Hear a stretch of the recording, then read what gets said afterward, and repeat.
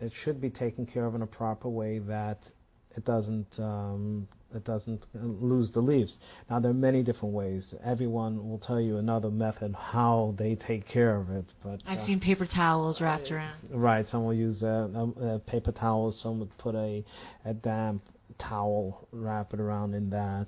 I actually leave it open in a Ziploc bag, especially for the lulav, and it stays fresh a whole Sukkot. Two interesting explanations about the four species.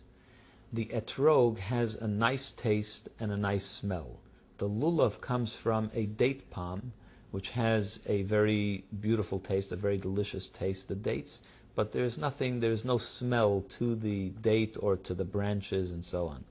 The hadas has a beautiful smell, but there's nothing to eat. There's no taste involved. And the arava, the willow, has no smell and no taste.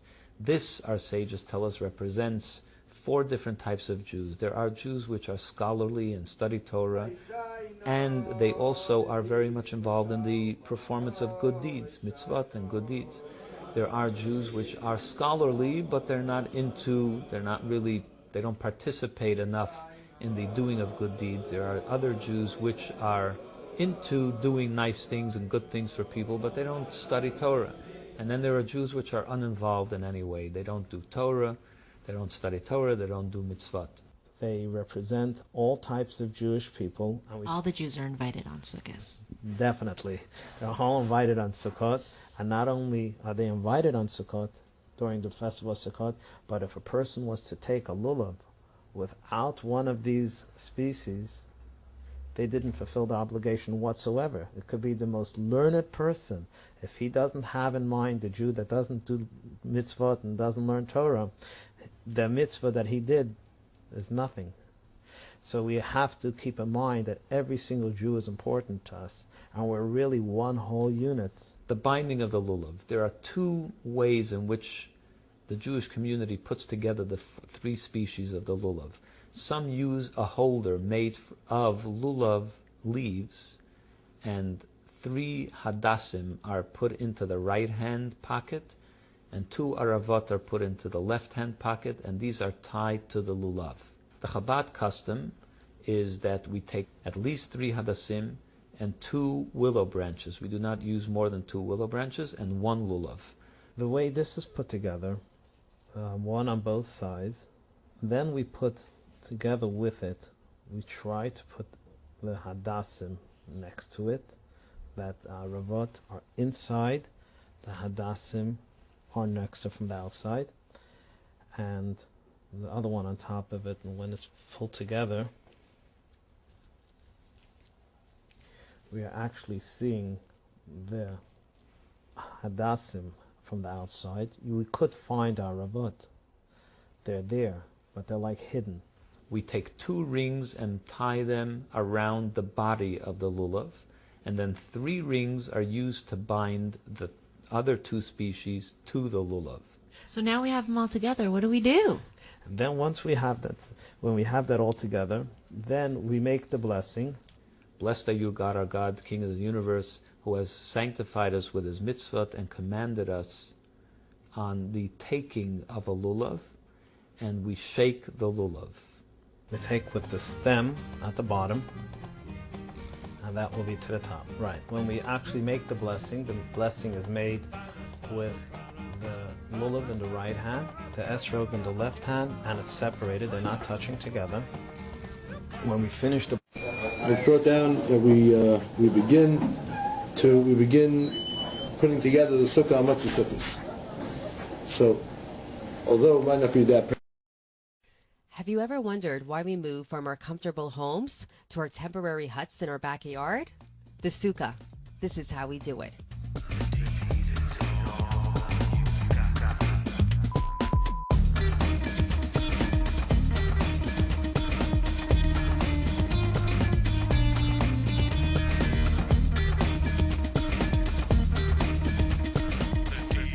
It says in the Torah that you should sit in the sukkah for 7 days. What happens was, we all know the story of the Israelites leaving the Exodus and going into the desert and wandering for 40 years. And what we want to do is commemorate that wandering and talk about how they were really in temporary habitation. Although they were there for 40 years, they were never really sure how long they were going to be at one spot or another, and they were always ready to go, to move whenever Hashem would tell them that it's time for them to move. So we reenact that. We want to really bring ourselves and make ourselves feel as they did. So we build a temporary dwelling next to our own homes, and we spend as much time as we can in it for the 7 days of Sukkot. What does one do in a sukkah? I would think that for me there's three basic things. You eat some more, and then you eat again. It's basically, a lot of it is eating and entertaining.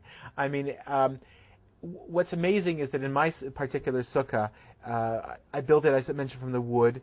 Our table is a picnic table I built a few years ago, but you sort of transform it with the white tablecloth and everything, and you have the candlesticks. So you light the candles. It's made into something spiritual, and then you spend as much time and you entertain, and you really have guests over. So that really is the thrust of it, is to spend as much time and really to entertain. So whether you're eating, whether you're making kiddush, you have the whole meal, birkat hamazon. It's really transforming it into something very, very special. The mitzvah of Sukkot is primarily for men. Men are obligated to eat in the sukkah. Women, of course, participate in the mitzvah just as they do in every other mitzvah, but they are not strictly obligated to eat in the sukkah. When we eat in the sukkah, we recite the blessing, "Blessed are you, God, our God, King of the universe, who has sanctified us with his mitzvot and commanded us to dwell in the sukkah." There are many that have the custom not to eat anything at all out of the sukkah. Even a drink of water should not be taken out of the sukkah. However, the halacha, the law is that eating a meal which consists of either bread or any other grain-based food must be taken in the sukkah. Otherwise, it can be eaten out of the sukkah as well. Or wine. Wine also must be drunk only in the sukkah. On Chol Hamoed, the intermediate days, if one wants to take a trip, they have this new pop-up sukkah. You can have it in your car, take it out of the trunk. In 20 seconds, you've got your finished sukkah with a mat of schach on the roof, and you're ready to go. Many people attach their sukkah to the home, to the house. And since you have a little bit of an overhang from the roof usually hangs over past the wall, you will have a small area in your sukkah that you should not be eating underneath. You should eat outside the overhang of the roof. The mitzvah of eating the sukkah is for 7 days. For 7 days, whenever we eat in the sukkah. However, on the first night and on the second night of Sukkot, it is an obligation that one must go into the sukkah to eat at least an ounce of bread or challah. When one is in discomfort from sitting in the sukkah, like if it's pouring rain, one is not obligated to sit in the sukkah, to eat in the sukkah at that moment. However, there are many traditions that we still spend time in the sukkah. A little bit of rain will not harm anyone. The law does say that one should sleep in the sukkah. However, many, if not most, of the Jewish traditions are that we do not sleep in the sukkah. Okay, so what we're going to do today is go through a little bit the history of the esrog, where it comes from, the different strains of esrogim, and to understand a little bit as a consumer what you're trying to buy. Now, we're not going to go through the details of the halachas, but at least to understand what you see on your esrog, what it is that you're looking at. You know, it's one thing to know the halachas, another thing to know what the esrog is. Well, what are you looking at when you see the esrog? I'm not looking at anything. I just give it to you. You look for a gatto, because that's what everybody else is looking at. So anyways, there's we're going to start with the question of the lemon versus esrog Merkab question. Okay? So there was always a strong debate about the kashrus of many of the esrogim. And the reason is because, as we know, an esrog tree is very, very weak. It's a weak tree. And they don't grow so many fruits, or so well fruits it could be. And the trees are not so healthy, don't last so long. And therefore, anyone who's in the esrog business has a very strong incentive to just add a little bit of another fruit into it, be it a lemon, be it a sour orange, different kind of fruits they had, that would not change the appearance of the esrog, but will change the strength of the fruit. Today they have different ways of giving it shots, but in the old days it was just simple grafting, and it would give it the strength of the tree to last, and the esrog that will come out will be much stronger, nicer, cleaner, the healthier, and then it will be much more better for business. Now I'm not talking about just the Jewish esrog business. I'm talking about the esrog myself, fragrance, it's used in different things. And let's say even in the non-Jewish world, in Italy, it was a very big business using the Yana Esrogim for different products. So, in order to keep a tree healthy, you would actually need to, to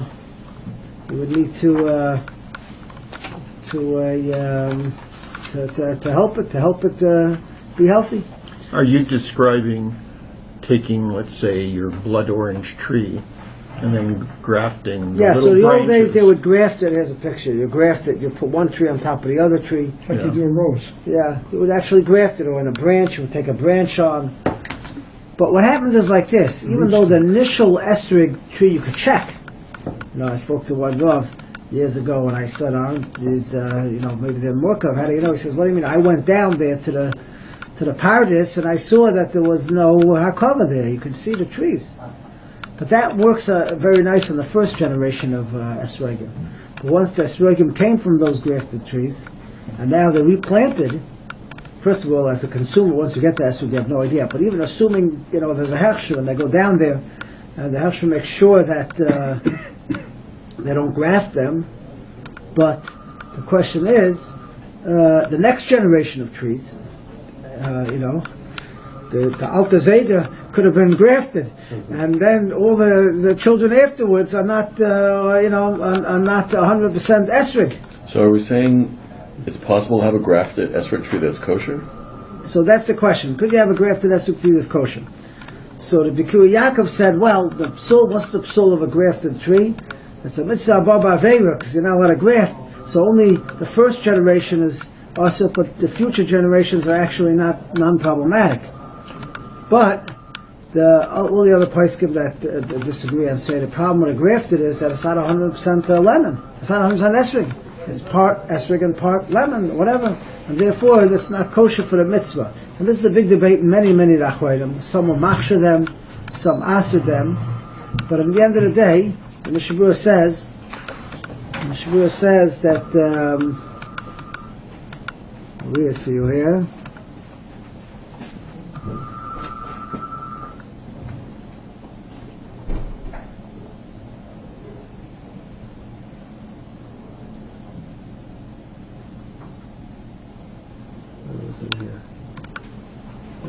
So the Mishabura actually paskins that esrogim are puzzle, and they're not called Mesa Klal, and whatever he says, Skimar Poiskin, reads on the bottom, Lavosh, Padram, Malshich, Ravom, Shvas Yaakov, Vasma, Bach, Taz, says not to make a brach of them, some Sefer, Beis Meir. So, many Achayim that say that it's also. Are those that will matter it, but in the end of the day, that's a problem. So the question is, how do I know if my esrog is an esrog or if it's not an esrog? Just a question. Now, there are simonim that are given. There's 3 simonim given from Ram Padva, from the son wrote a tshuva, son of Ram Padva wrote a tshuva, and there's 3 simonim given how you know an esrog is kosher. I actually brought 2 puzzle esrogim. I'm trying to figure out why they puzzle. Figure that out soon. Just for a little show and tell. So, how do you tell if an esrog is a miracle? So, there's a couple of simonim given. Okay, here we have an esrog. Okay, is it esrog? Looks like an esrog. Smells like an esrog. It's esrog. Okay, so one simon is. Looks pretty good, actually. It does look good. It looks very nice, actually. The esrog is nice esrog, and I asked him to send me 2 puzzle esrogim, so he sent me this one. So try to figure out why it's puzzle, okay? He wants to make you work. Whoever gets the right answer. I can see So, scales there yeah, so it has scale. Doesn't make a puzzle. on the upper third. Okay, so the first thing it gives is that it has blitus, right? If it's smooth, well, that's a sign of not being an esrog. If it has blitus, that's a sign of being an esrog. Bumps? Bumps. These bumps are actually nice. Yeah, they go up and low. It's very nice. See? See that bumps? That's right. Okay, we'll talk about that later, but Okay. the bumps. Now you're going to find a lot of esrogim that have no bumps, but we'll discuss that. But this has bumps, okay? That's one. The second simon is that the ukitz is not boilet. It goes inside. Now, this is not such a great esrog. Let me see, the other one's a little better than this one. But on a fruit, the ukitz is the back part is outside, right? It doesn't go in at all. This is supposed to go in a little bit, which it doesn't really go in. It has the appearance a little bit going in because of the bumps. Let's see this one here. This one goes in a little bit more, see? This one goes in. So it goes in a little bit. But the simon of an esrog is that it sort of goes in. The ukitz, the back goes in, okay? So that's the second simon. And the third simon, we have to cut our esrog open up to see. But if you ever cut open an esrog, you'll notice the difference between, and this is really the main simon we'll see soon. You can only find that after you ate the esrog. But what you're supposed to do is you have a whole tree, you check with one esrog on the tree. Right? Because it's from the same tree, it's going to be the same thing. So what happens is, if you peel the esrog, a normal fruit like an orange, you have the outside colored part, okay? That's the clear. You know what? I actually have a picture here. I brought this book for the pictures. I might as well use the pictures. So you have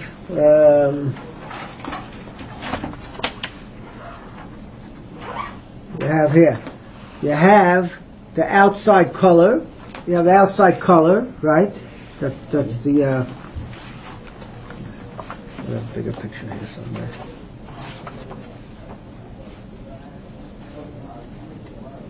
That's the first picture.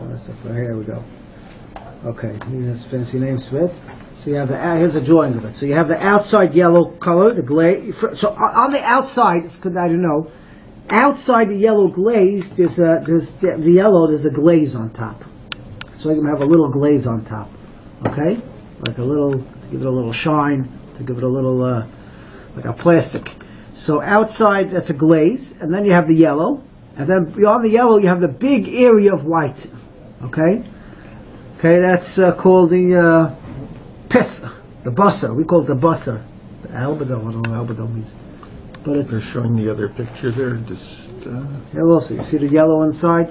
So you have the yellow, that's the flesh. Now, a normal fruit, let's say a lemon or an orange, okay, the white is very little. You peel the peel off, and then you're just left with the pulp inside. Most of the fruit is the pulp. That's what you eat actually normally, is the pulp, right? So let's say in a lemon or an so most of it is the pulp, whereas in esrog, most of it is the pith. It's the white, and that you have the basa. That's what we call the basa esrog, and that's a big simon. In other words, if you find something that has most of it is pulp, you got a real kasha on your esrog, okay? But now, you don't know till after. Right. But if you have a tree, you take one of the tree and you check it. Tree instead of an esrog. Right. Now we'll see something interesting like that soon. Now, what's interesting to know, I actually, a couple of years ago, I bought a Teimani esrog. I tried to get different kinds of esrogim, so I spent a lot of money. I bought a Teimani esrog, and after Sukkot, I cut it open. And I was shocked to see that there was no pulp at all. Normally you have three parts here, right? You have this, and you have the basa, and then you have the pulp inside where the seeds are, which we call the chedrei hazera. So it happens to be, that's one of the trademarks of a Teimani esrog, as we'll see, is that it actually has none or very little. I'll show you a picture of a Teimani. None or very little, here's one. This has very little. This has very little chedrei hazera, actually just fruit. Around the actual fruit. And it's brought down, one of the simanim of an esrog, a kosher esrog, is that the pulp is hard. So it's not soft, mushy pulp like in an orange juice that splurts all over. It's actually a hard pulp, a hardish pulp. So that's a hukamat yavish, yeah. V'esrei kulahep klipa ava. The klipa, which is called the white part, is very, very thick. V'atoich kotzer is very little. Hukamat yavish. Okay, so that we'll see is one of the main simanim, but these are 3 simanim that were given by the Maram Padva. It has bumps, and that it's shakua, which is, a lot of us don't actually have that is bent in, and in the bottom, and that the flesh is, most of it is the flesh. Got it? Now, there's another simon given, which many times doesn't work out, and that's that the seeds, okay, are facing up and down and not horizontal. They're vertical. Okay? The problem is, that many, it brings down this from the Oilas Shabbos, that they're standing up the seeds and they're not vertical. But Lamaisa, Yaakov says he checked many esrogim from the same tree, and some are this way, some are that way. It's hard to rely on that as a simon. Now the Chassam Sofer says in Tshuva that it's very nice to have these simanim, but you can find a lot of mukavim that have these simanim. And today especially, you have a lot of mukavim that look like an esrog, smell like an esrog, and have all the simanim. And you have a lot of things that are kosher that don't have the simanim. So it's very hard to rely on the simanim. Shmuel says that on the second day Yom Tif, if it has 2 out of the 4 simanim, but the Evid you can rely on that. If you're not sure if it's Murkav, on the second day Yom Tov, which is the Rabbanan. So even though these are simanim for an esrog, he says, Chassam Sofer says, we don't find in Shas this simanim, and Lamaisa, we find that it's not very reliable. So therefore, Dinan shel esrogim kedin, this is Lashon Chassam Sofer, kedin oif tahar, the nechel b'Mesayros. It's like a bird that's eaten with Messiah. You have to have Messiah side it. You have to know where it comes from. Just like a bird we discussed the other week, the whole bird, the chicken shaila, of different birds, they're trying to figure out what the original bird was, to have a real Messiah. And Lamaisa, we only eat birds even if they're kosher. With Tzvanim, we only eat them if it has a Messiah. So he says, Dinam esrogim akadin if there's nechel b'Messiah. Which leads us to our ultimate questions. How do we know what Messiah this esrog has? Okay? I once brought a Chazon Ish to Rav Shlomo, and he tells me, I'm a Miller, and he says, what do you think? The esrog needs yichus? It's getting married or something? Has to have yichus? You don't find yichus on the esrog. Well, Lamaisa, don't find yichus on the esrog, but there's something called a Messiah. Chassam Sofer says, and the question is, how do we verify it's Messiah? How do we know it's Messiah? So now in Europe, there was a lot of discussion on this, and they had different places where they got their esrogim. He actually brings them down here where they used to get in Europe. A lot of these are not negayah today, where the esrog market has changed greatly. Okay, you had the calavera, from Calabria, what is it? Calabria, Italy. And you have Corfu. Those esrogim were very questionable. You have the Yanova from Genoa. How do you pronounce it? Genoa. Yeah. So that's the Yanova esrogim. Oh, I never knew what that was. Those are in Italy. Staple in Eastern Europe. You have the Calabrias from the foot of the Italy, so from the bottom there. You have the Corsica, you have the Moroccan, which we know about. You have the Yemen, Taimani. You have from Greece. You have different places in Europe where they used to get it. Parga in Greece. Now, today it changed. Today we don't have really, most of esrogim we get come from Eretz Yisrael.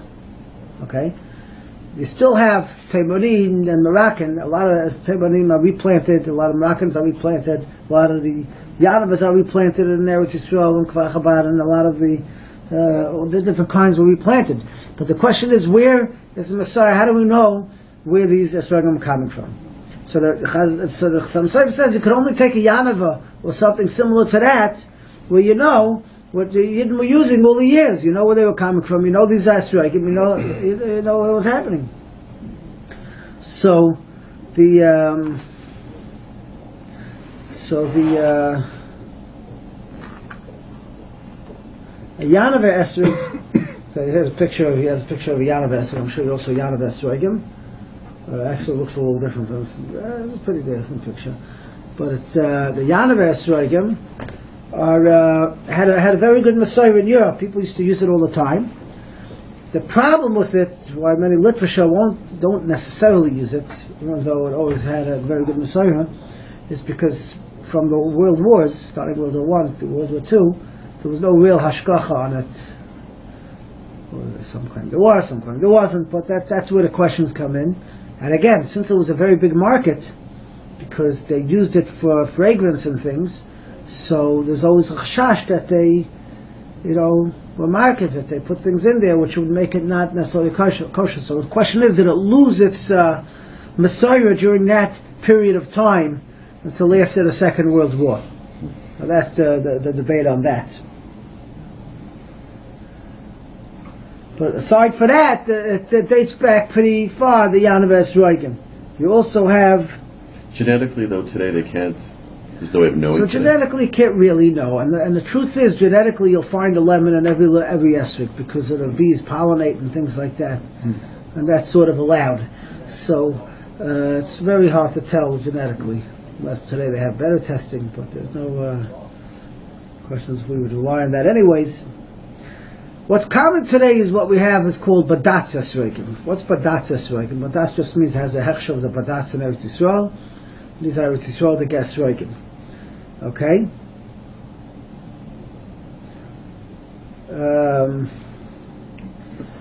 While the Yanave esrogim, many of them have, today it also changed. A lot of the esrogim which never used to have a pitim, and it used to be a trademark of a good kosher esrog that shows that it's not a murkav if it doesn't have a pitim. And the reason is because we said before, the esrog trees are weak. So what happens is the first thing to grow on the tree is the pitim.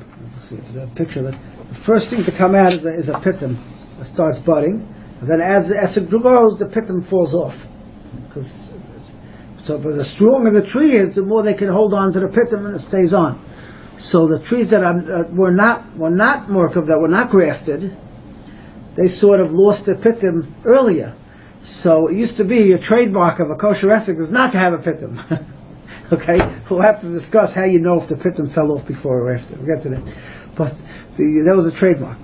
Now today it's not like that anymore, because today even the Chazon Ish esrogim are starting to have pitims, because they're stronger, they're trees, they know how to deal with them better, and they really work with the things. So even the same esrog that used to not have a pitim now have pitims. Did they wait till they fall off, or they picked them? What? The esrog? No, they picked them. They picked them? Yeah. So then the pitim's still No, there, it isn't falls off right in the beginning. Some of them fall off right when they start growing, yes. Isn't that that's not what's keeping it attached? After this, No, the it's pitim the is on other the end. other side. So, look, this side's keeping it Oh, attached. really? I always thought it was a Yeah. pitim. No. Oh, Now, yeah. now you're going to ask like this. We hold the esrog this way when we make a Pitim is the bracha. pistil. Right? We hold the esrog this way because it actually grows on a tree facing upwards. Really? Until Really? it gets heavy and it starts facing sort of a little Very down. interesting. But it grows like this. You can see the grows like this, going up. But what happens is that it gets heavy and it starts falling from the weight of the esrog. That's probably when they pick it. Can we go back a bit further, though? I mean, the Torah says pre-Eitz Hadar. Right. So, who came up with this? I mean, what's the makor that it's dafka this, and if it's dafka this, and it smells like it, and it looks like it, and it, I mean, so came up then it with should the- be okay. I mean, Even if it's still a grafted, pre-Eitz I don't get Hadar. it. A guy comes along and grafts the esrog with a wild orange or something, okay, and it looks like an esrog. That makes it kosher. It's still grafted. We know it's grafted. I saw him graft it, right? So it doesn't help. Now, some Sefer does say, that's what I was saying, the main, he brings from the Kappas Tamarim, I think, he says that the main siman of esrog, like we mentioned, that most of the flesh is white inside. And he says, because the Gemara says, one of the simanim of esrog is that's tam eitzoi katam period katam eitzoi. The eitz tastes like the tree. The fruit tastes like the tree, right? That's the esrog. No, it doesn't have much of a taste, basically. No, it tastes like the tree. It has the same taste as the tree. So he says Well, a lemon also, if you eat the peel, it tastes like the tree. Okay, I don't know if that's true, but that's what he says. So he says, yeah, but the difference is most of the lemon is the pulp. And that doesn't have the same taste as the tree. But Shenk the esrog, most of the esrog, the basra esrog is actually that white stuff which goes all the way to l'chedra azera. So that's hazardin, does taste like a tree. So he says that's what defines an esrog. What actually defines an esrog as an esrog is the white part inside. So where did the esrogim come from way back when? I mean, they probably didn't come from Italy during the time of the first base of Mikdash. I guess they do an Eretz So you have to know. You have to know. So the question is like this. So where does esrogim come from? So let's go back. So the Yanava they've been using for years. Now the Badatz ones. Okay, it's really originated from a fellow, Rabbi Ordang. What happened was like this. The claim, it's not so clear where it came from. So the claim is like this. The claim is that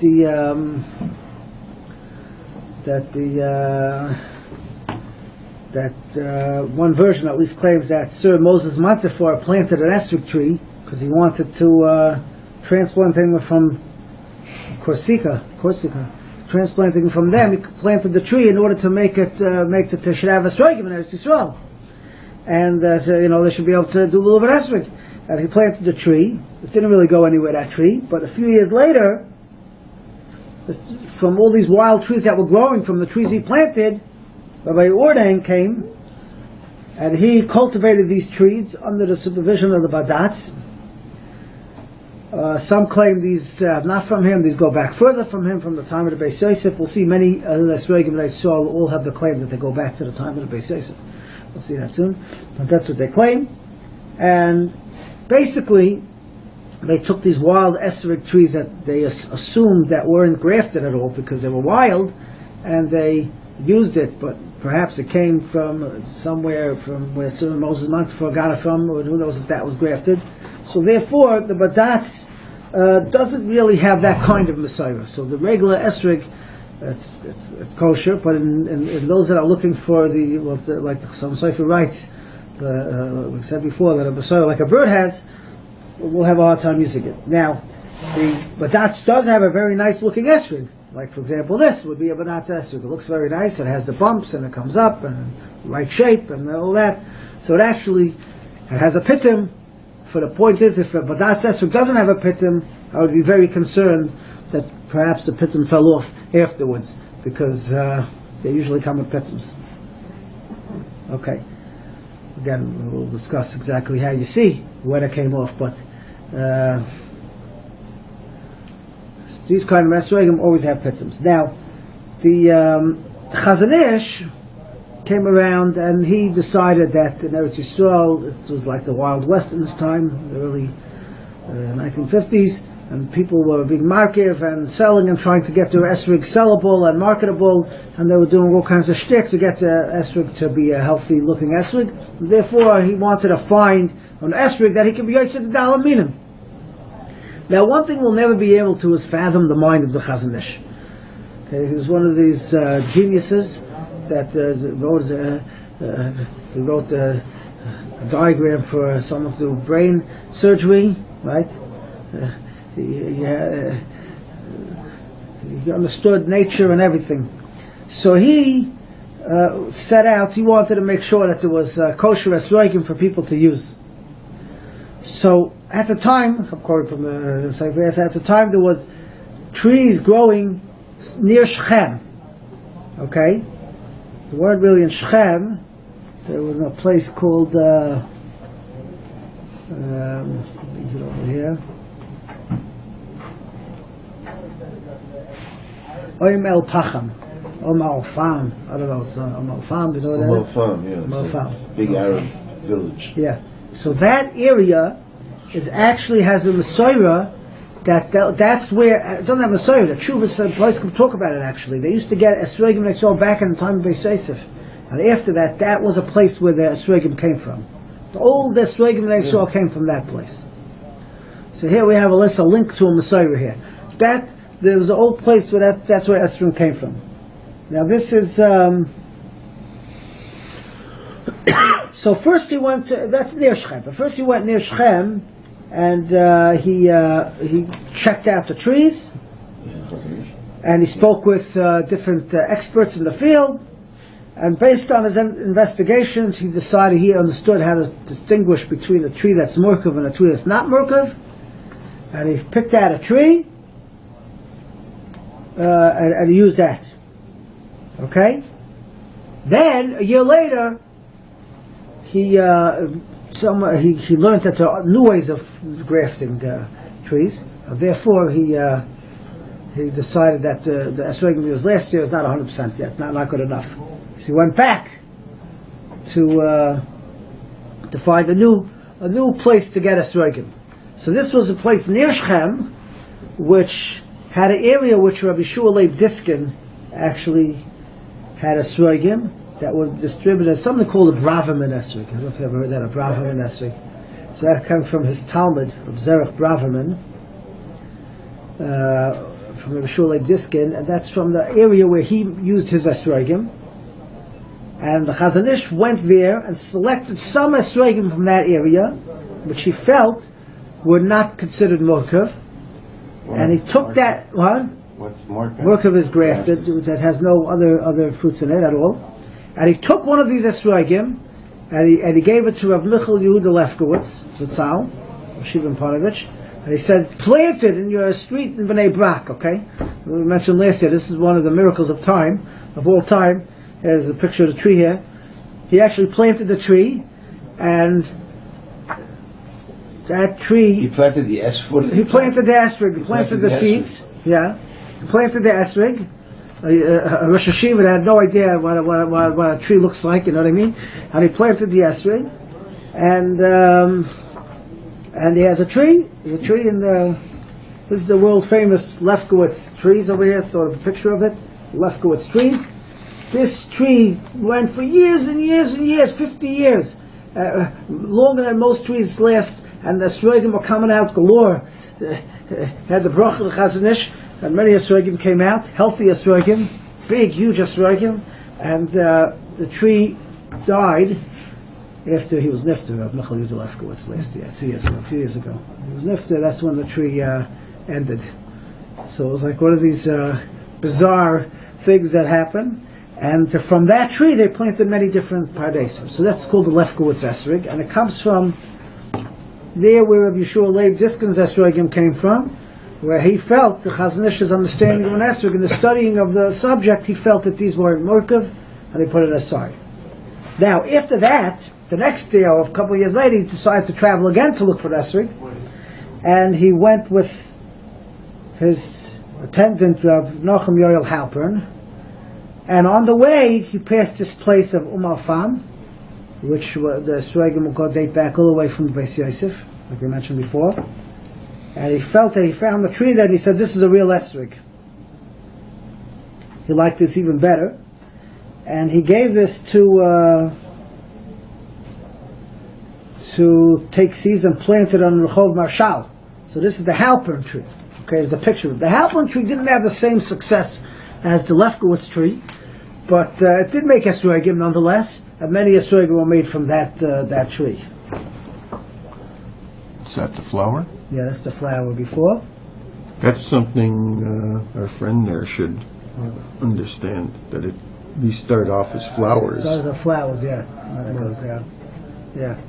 But they start off as, little flowers. Right, and then the flowers fall apart. And then the top of it, as you mentioned, the pistil stays, and then the bottom, it's almost like the flower gets pregnant. It's bigger. There's a picture of the Halpern tree that's on. These are all little B'nai Brak in someone's back there in the front yard. It's a Halpern tree, and it doesn't have as many esrogim, and it's not as rich, but it made esrogim. And those are the Halpern esrogim. These are all Chazon Ish esrogim. Chazon Ish esrogim don't look like this. I should have brought one. I have one at home. It looks a little bit like, many of them are green and they're funny shapes. Some look like bananas. Some like some pictures of them. Those look funny shaped. Yeah, let's say something like this. Sometimes, or you get. Yes, this would be a classical esrog. I don't know if you can see it. The classical Lefkowitz esrog. It has like a nose coming out of the top. A nose coming out of the esrog on top. It's just shaped interesting, And again, this was a trademark of having a non-Murkav esrog. You're not going to get one that looks. If you get a beautiful esrog looking like this, the real yeshiva guys will say that's not an esrog. It's not an esrog. But that's the Chazon Ish's esrogim. Now, the other more classical esrogim you have.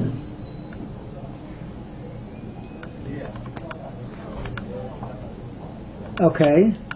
So from the Chazon Ish, it's important to distinguish. You have the Chazon Ish and you have Zon Chazon Ish. Chazon Ish means the ones that he actually either used or gave to a student to plant that tree. The Zon Chazon Ish is from that Pardes.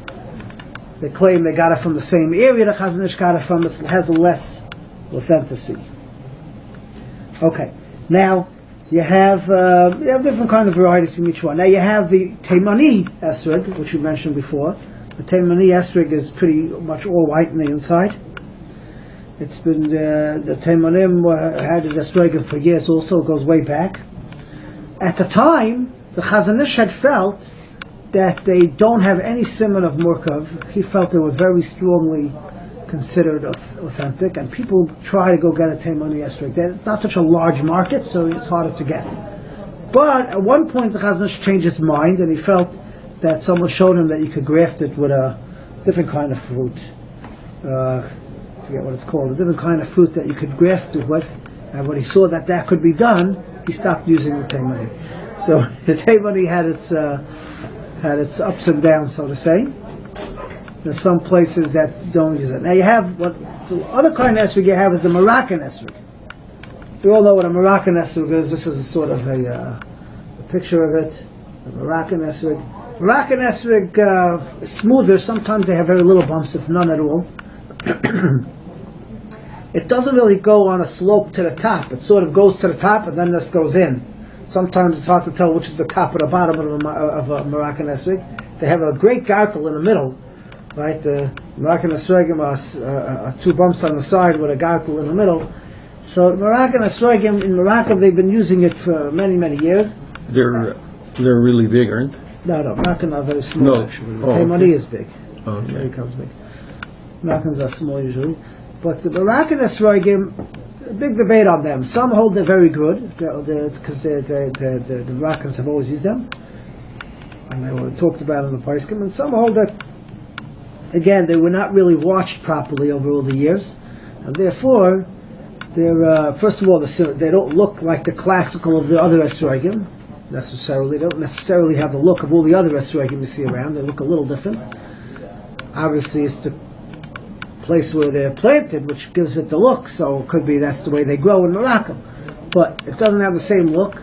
Mitzad Sheni, also it hasn't been watched properly. There were times when it wasn't necessarily. You don't know who was tending it, and perhaps it was Murkav. Now, they do have places where they claim they go and they find these wild areas of esrogim tree growing, and they say, well, it hasn't been touched by anyone, and therefore these must be, this must be a place where nobody ever touched it.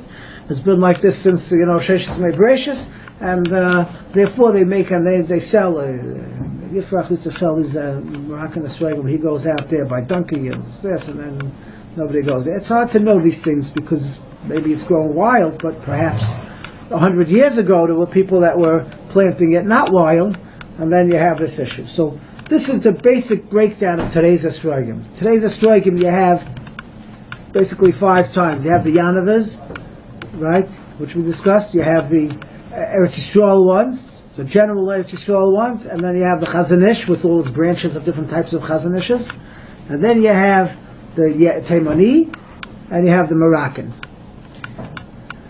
People used to try to be machmer to get different types of esrogim because you can never know which is the real, which is 100% pure strained esrog, and therefore you would take many different esrogim. But to take many different esrogim like this one and this one has no point because they're all coming from the same place. You would take one Moroccan, one Teimani, one Yanav, one this and that, and you hope that you got one that was pretty kosher. But that's the. But they would make a bracha on one and they just shake the other 4? Yeah. So the question comes like this. This was the question. So you have a Chazon Ish esrog that looks like a banana, and you have a esrig, the badat esrig that looks beautiful. So which one do you make your bracha on? Okay, do you make your bracha on the beautiful? Right, you get one chance to do the mitzvah. I mean, we hold esrig a whole day. You get one chance to do the mitzvah, right? So the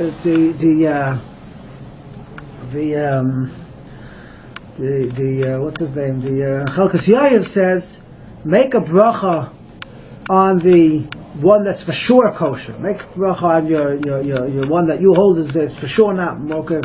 Well, you got the anava, you got the Chazon Ish, or the Taimah. You make your bracha on that one, even though it doesn't look so nice, and then so then afterwards you take the other one.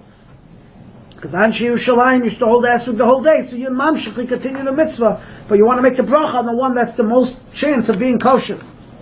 I say from Chaim Brisker the other way around, because once you did your mitzvah once, afterwards you're shaking and says you're not doing the mitzvah anymore. You already did the mitzvah. You get one chance of doing the mitzvah. So better make the bracha on the nice esrog, that's a suffix, and this way you. In case it's kosher, you did a mitzvah muhuda, and then take the other esrog, which is for sure kosher. So just in case the other one wasn't kosher, you did this, and it's not considered a hefsek. It's not considered a hefsek by taking the other one first. Let's see. That's back upon him. This is where you get people taking different kinds of things. Now. The Bikur Yaakov held that most esrogim today are not murkav. You don't have to be concerned with it unless you really have a chashash. You can be saimach on that. So this is the two schools of thoughts in buying esrogim. There are those that will look for a specific type of esrog and not be so concerned with how it looks because they want to better get an esrog than get a nice lemon. And there are others that will look for the. Will say no, we assume everything is good. And Shalom Yisrael, and we'll just look for the nice esrog. I might have missed this, but how did the Chazon Ish Esrogim survive if that tree died? I mean, what did they replanted it elsewhere? The tree died a couple of years ago. By over the 50 years, they took the esrogim from that tree and they made whole orchards. So the Kodelos Esrogim come from where? They're Moroccan Esrogim, or they're most of them are regular badats. Well, they're missing Karel. It's esrogim. We have a few. We have about 20, 30 Chazon Ish ones. All you need is the seeds. They have been replanted in California and other places in Mexico. They replanted it, but you have to know where they originated from, and you also have to know who's doing it. How trustworthy is the fellow that's replanting the esrogim?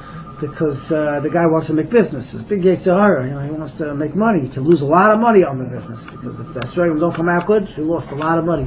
If they come out good, they can make a lot of money. So it sounds like though that just from the simple shot that the ikr seems to be it has to be a nice looking fruit. It's got the way the esrog looks is certainly important in this particular. Right, but we were discussing the first question is what's an esrog, right? You can have a nice looking chicken, but you can't eat it, right? You have to make sure that it's some sort of rice, just like. Nice looking chicken. You've been dating the wrong girls. So that's the.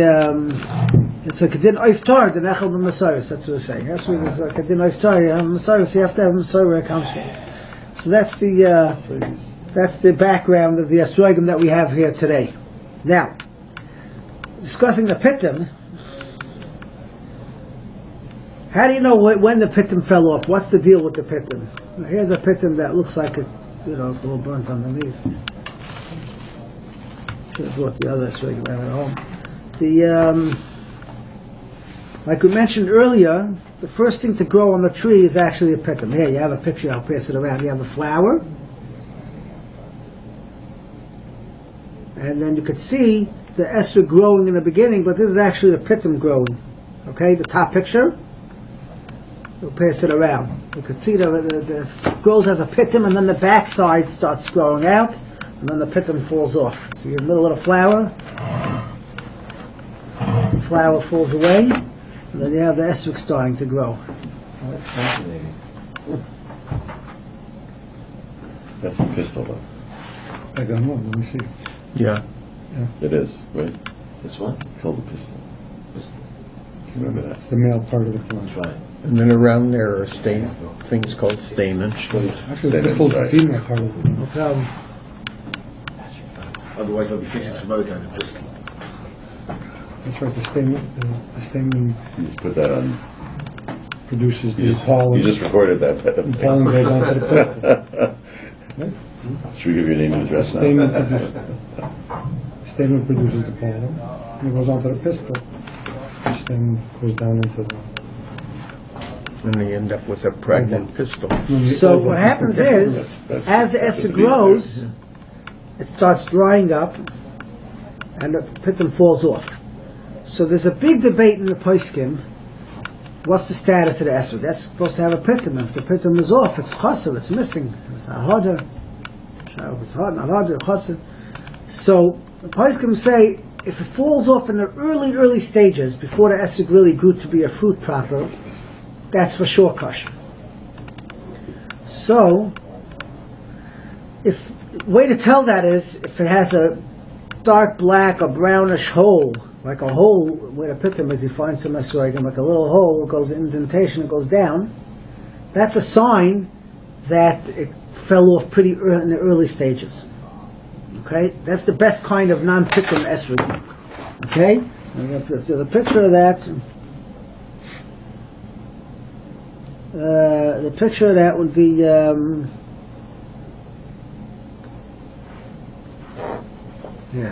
pictures of pitumless esrogim.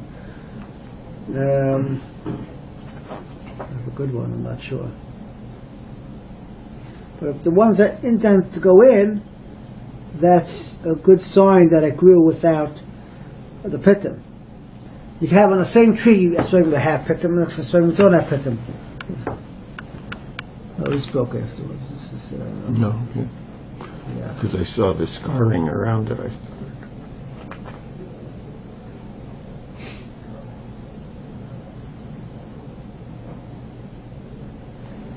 Now, some esrogim have, you'll see by the pitum, like almost like a double edge. First there's an outside rim around, and then there's a little piece on the inside. That's also a sign, like if you see this pitum is going to fall off eventually, you see the black around because it dries up. When things fall off naturally, they fall off very smoothly. When they fall off unnaturally, it's rough. So if you see, sometimes the esrog has like a ring around it. Sometimes indentation on the outside, like you'll see on this picture, and sometimes on the inside here. Yeah. This you see a ring around the edge, on the inside. This is very common. Look at this picture, and you can look at this picture. It has a ring around the outside. This has a ring around on the inside of it, not all the way inside, along the edges, but it sort of dents in. That's a sign that it fell off during growth. While the esrog was growing, it fell off. It dried up, and then it fell off. So, it's also kosher with machshava today. With machshava those esrogim. It's also kosher. It's very, very common.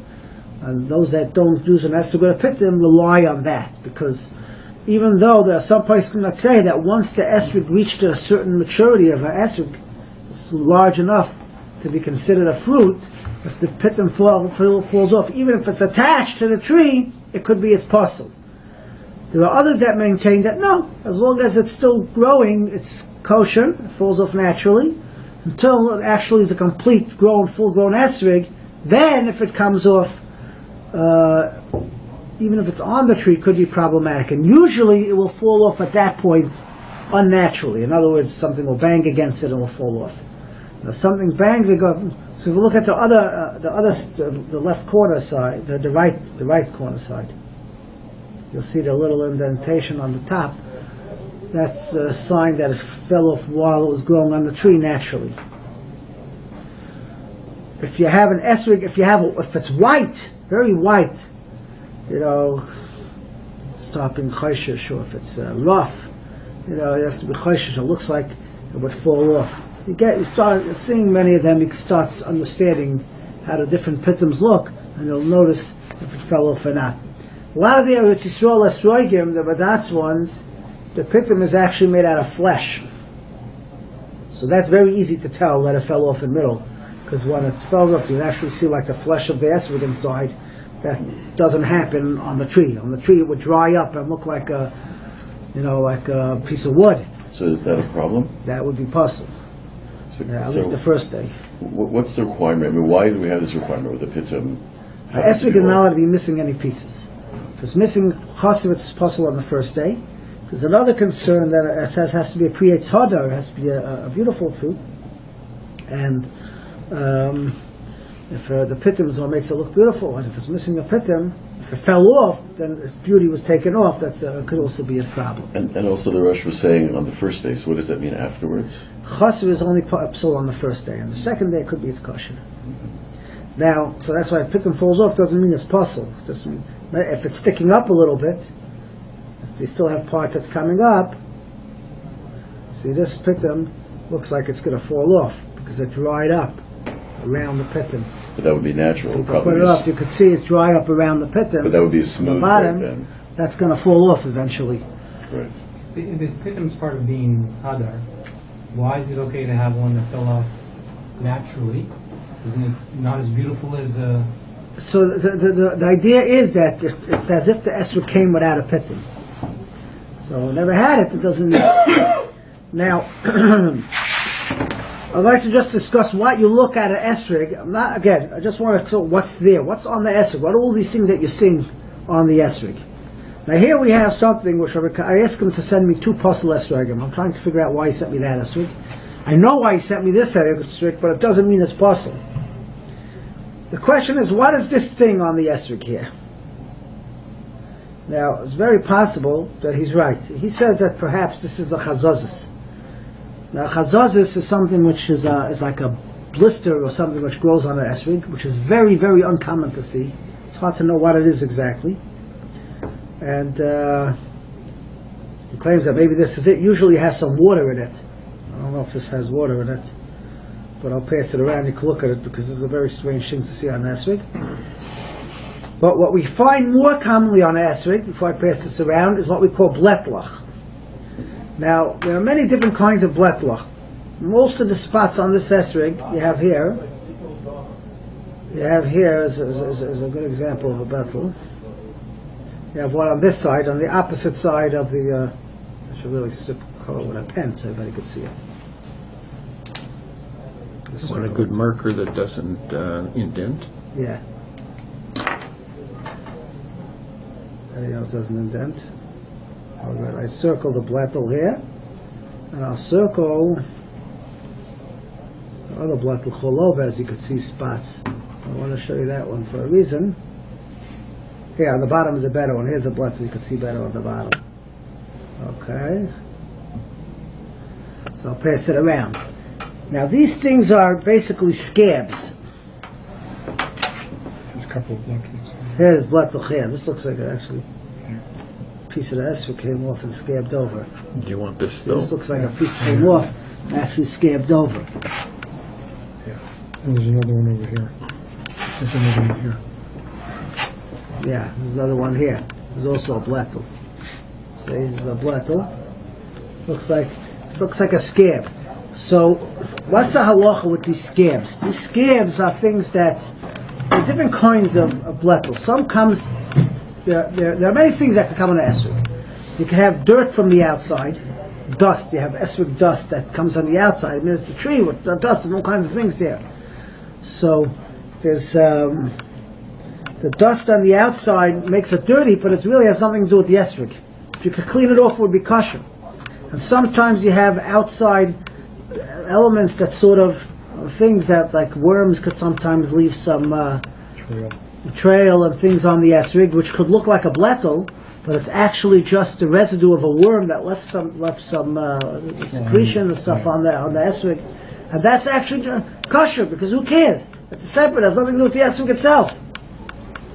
But when we talk about a bletl, we're talking about something that sometimes the regular person will not be able to differentiate between all these different things. But we're talking about something which is more of a scab, which grew on the esrog from within the esrog because it got a cut, a scratch from a leaf on the tree, a thorn on the tree gave it a scratch, and it's sort of scabbed over. You see it? What? You don't see anything there? What? It doesn't jump out at me anyway. I circled it. No. The other. Like there's scabs. Two of them, one on each side. It's like a couple scabs, right? Yeah, there's a couple of scabs on that one, yeah. A couple of scabs. So the question is, what's the halacha of these scabs? Now, there are some that want to contend that perhaps it has a halacha of a chazazis, again, of a blister, something that grows from within the esrog, which halachically could be a concern if you have one on the top part of the esrog, or if you have three on the bottom, could be a concern. But based on the Trumas Hadeshin, there's two svaras that it would be kosher. One svara is that something which is, if you feel it, it doesn't jump up, it doesn't stick up from the esrog. It doesn't, like this one over here, this sticks up. You feel it, it sticks up. It's higher than, this thing over here is higher than the esrog. But the other blettles, like the ones I circled here, you'll never know by feeling it. It's flush with the esrog. So the ones that are flush with the esrog don't have halach of chazazis, and it's kosher. Okay? The other svara is, if it's natural for an esrog to have it, it's not called a shinin mar, it's not called a change. And something which is natural to be on an esrog is kosher also. So you have two svaras. According to the second svara, even if it would jut up, but if it's natural, it would be kosher. Now you have, okay, so that's the blettel. Now, blettels are very common. On most esrogim you find blettels all over the place. You have some that look like that are more like a scab. You have some that are brown dots. You have a lot of them on this one. You have brown dots here on the top. You have dots, just colorations in the esrog. Without looking under the loop, it's very hard to see what it is. Sometimes it's a scab, and sometimes it's a discoloration of the esrog. See, you look at each one, it looks a little different. When you see it underneath, you can tell what it is. Now, most of the times we're more or less unconcerned with those as far as kashrus. But sometimes there could be the scabbed over, but not fully. So in other words, on the tree, the leaf would make a little scratch or a hole, and it would scab over. But if the scab doesn't scab over fully, you're left with the hole. And that could possibly be chassid, depending how deep the hole is. Okay? What's common, which we didn't mention by the pitimless esrogim, many of the pitimless esrogim have, the ones that go in might have actually a hole in the middle. And some of that holes go all the way deep down in till the pit, till the, let's see a picture of it,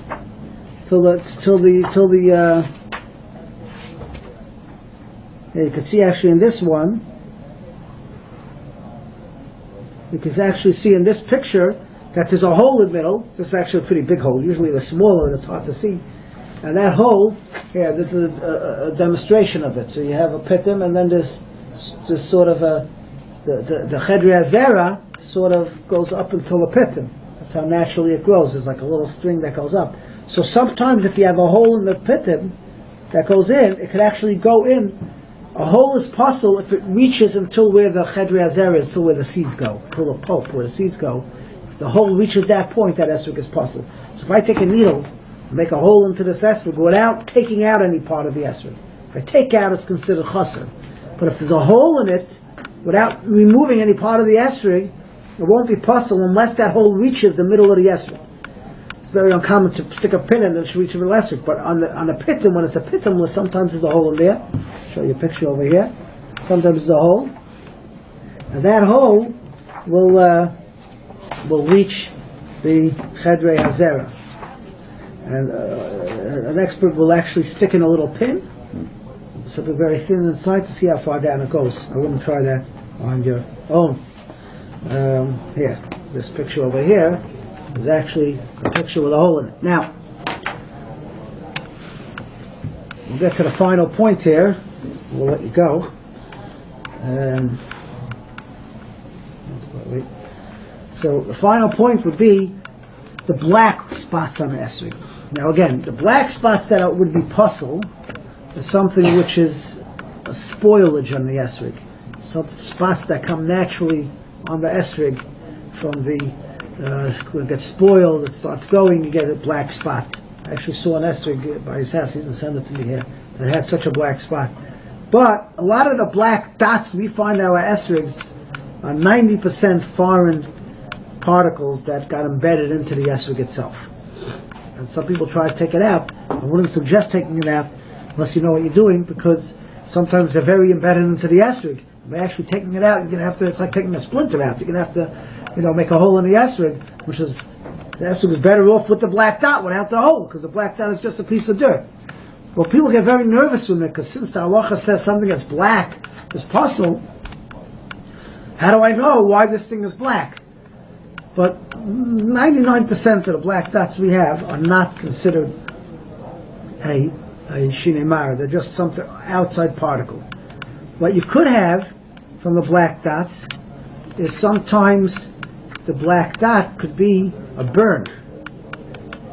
Sometimes even dark brown dots could be burn holes, because the water on that sometimes gets on the esrog when it's growing. The sun could come and, like a magnifying glass, bore a hole, and he has a picture of one of those in there. And that hole, unless you look with a magnifying glass, you might not notice it. But that hole could actually be a hole in the esrog. Depending how deep it goes, it could be a problem. But is that common or very? What? Is that common or very uncommon? It's not very uncommon, but it could be. It's a possibility. A lot of people, will scrutinize an esrog, but you hold it like this far and you turn it, and whatever's noticeable, that you have to be concerned of. Whatever's not noticeable, spots that you wouldn't have to be concerned of. Now, the guy that's too good, has been seeing many esrogim, could notice the spots much quicker. Obviously, if you're trained, it's like finding bugs in your lettuce. If you're trained, you find it. If you're not trained, you don't find it. But basically, that's what you're looking for. The spoilage that comes on the esrog is not healthy. All these things, they all take away from the hiddur. They take away from the hiddur, but not actually puzzle. One way to verify if this would be considered a psul, this is saying from the esrog itself, but many things could be peeled off. Many of these scabs, if you have the right instrument, you could peel them off, and the skin is still intact on top. That will be a sign that it's just a side scab and it's not puzzle. Rather, that it's something from within the esrog. This looks more like something within the esrog that you wouldn't be able to peel off. And you wouldn't be, if you would peel it off, you wouldn't be left with a skin on the esrog. That would be a sign that it's more of a chazazis rather than a scab. So that's basically the idea of a esrog. The whole Indian about the top third? The top chaitim starts about here. That's the beauty of the esrog.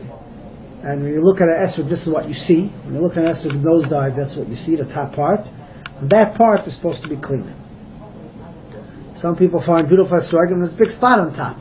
They don't realize better get spots on the bottom than on top, because this is the heart of the esrog, is the top, and that part should be clean, totally clean. And if there's a brown dot on it, it takes away a little bit of the hiddur. If there's a black dot on it, it could be puzzle, depending what kind of black dot, as we discussed.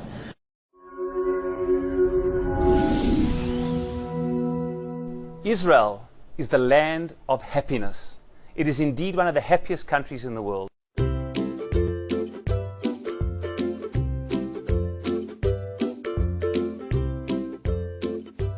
Chag Sameach. We stand right before Chag HaSukkot. The Abarbanel in Parshas Re'eh says something very beautiful about Sukkot. When describing the three Chagim, Pesach, Shavuot, and Sukkot, he says that those Chagim are not just coming to remember something, those are Chagim which give an opportunity to give us Hakaras HaTov, an appreciation for something which we have. On Pesach, we're not only celebrating Yetzias Mitzrayim, we're celebrating the fact that we are Am Yisrael, that with coming out of Mitzrayim, we became Klal Yisrael. With Shavuot, we're not just celebrating that we got the Torah, we're celebrating that we are not only special in who we are, we're special in what we do. We appreciate, we give a Hakaras HaTov to Hashem for giving us the way to act in a special way. For Sukkot, the Abarbanel says something special. For Sukkot, the Abarbanel says we're giving appreciation to Eretz Yisrael. What does Sukkot have to do with Eretz Yisrael? On Sukkot, we're celebrating having been in Sukkot in the Midbar. We're celebrating the miracles which happened in the Midbar. We're celebrating having gotten man and being protected in the Midbar. What does that have to do with Eretz Yisrael? I think I'll explain what the Abarbanel meant. Going back to what we said before, the Abarbanel is explaining that when we remember what was, we're not just thanking Hashem for what was, we're thanking and giving appreciation for what is. When we remember what happened in the Midbar, that in the Midbar we could only be protected by miracles which we were not a part of, by food coming from the sky, by wars fought, with complete miracles and with very little chance of us winning. When we come, what we have now, when we walk into our sukkah, we show appreciation and we realize we are not in a midbar anymore. Now we're home. Now we have Eretz Yisrael. We sit there and we remember in the midbar, you had to protect us with miracles, which we did not take a part in. When we're home, we take part in it. We walk into that sukkah and we don't just sit and wait for food. In the sukkah, we do all of our regular activity. We sit and we play and we eat and we speak and we do all sorts of regular things in the sukkah, and we appreciate what we have. We celebrate with the Daled Minim because the esrog and the arava are fruit which we couldn't have had in the midbar. We celebrate as opposed to the midbar. By saving us in the midbar, you brought us home, and we celebrate with all the things which we can plant and which we can create, because now we're home, and we can only do that when we're home. When you walk into the sukkah, don't only remember what was. Give hakaras hatov and appreciate what we have. When you learn halakha deeply, sometimes it actually brings out tremendous insights in the hashkafa, in the Weltanschauung, in the world outlook, the philosophy of what exactly you're approaching. So absolutely one of my favorite sugiyot that I ever learned in Sukkah is the case of the famous Antwerp schach. Now the story of the Antwerp schach really starts many hundred years before.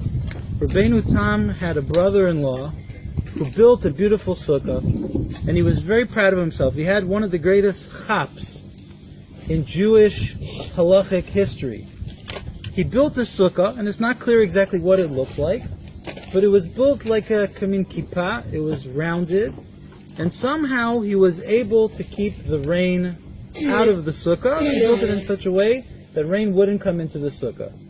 So what did he do? He's very proud of himself. He had this great chap, and he called over his brother-in-law, and of course, like a good neighborhood rabbi, he said puzzle. He says, a good chap, good try, nice thought, but it's puzzle. So there's a Tosfot just in the beginning of Masechet Sukkah, on the very first daf, base Amud Aleph, right, page 2, folio A. In the bottom left corner, there's a Tosfos over there that talks about the idea that rain has to come into a sukkah. It's going on the famous opening, the 3 different reasons why, where we learn the idea that a sukkah has to be a dirat arai, has to be a temporary dwelling place. It cannot be a permanent dwelling place. And Rava gives us a tremendous insight that the walls could be made out of concrete bricks. Anybody who saw the Smolarski sukkah on the other side of the house, right? You have 3 solid concrete walls. That's not a problem of dirat arai. It's still called dirat arai. We see that the idea of building it so tall that the only way to accomplish such a structure is by making it kavua, that's a problem of dirat kavua. But to make it out of solid materials, that's not a problem. And you could use concrete as long as it's less than 20 amma. So Tosfot asks a question about the schach. And Tosfot says, wait a second. We're going to see a Gemara later on Daf Chav Beis Amud Bet, right? 22, folio B, that tells us that rain right? If it rains inside your sukkah, you have to leave, right? If enough rain comes in that it spoils the mikvah, the porridge, the soup, the stew, you're not allowed to stay in the sukkah, or it's not a mitzvah to stay in the sukkah, then becomes a question if you're allowed to or not, and you got to go inside. And then the Mishnah tells us inside the Mishnah, Mashal Amad Davar Domeh. There's a parable for this idea. What's the parable of this idea that it rains in your sukkah, you got to go? It's the parable of a servant who comes into his master, Limzog Lokos. He comes to water down his wine, because back in the time of the Talmud, the wine used to be highly concentrated, and you couldn't drink it unless you watered it down. So the Eved comes in, the servant comes in to water down his master's wine, and the master spills the kiton, he spills the pitcher into the servant's face. Right? It's a siman klala. It's a sign of curse if it rains on Sukkot when you're trying to fulfill the mitzvah of Sukkah. And from there, Tosfot learned, they asked the question, wait a second, if it's not a problem what material I use, it's just, does it have to be permanent the way I built it or not? The material's the way it's done. So that's the question, why can't I just nail down my schach, right? And then the rain won't come in. And then there's no siman kola. Why are we talking about a sign of curse at all? So from there, Tosfot learns an unbelievable thing, that the whole idea of dirat arai goes after the schach. And the schach alone, whatever you put on top of your sukkah, that's what establishes it.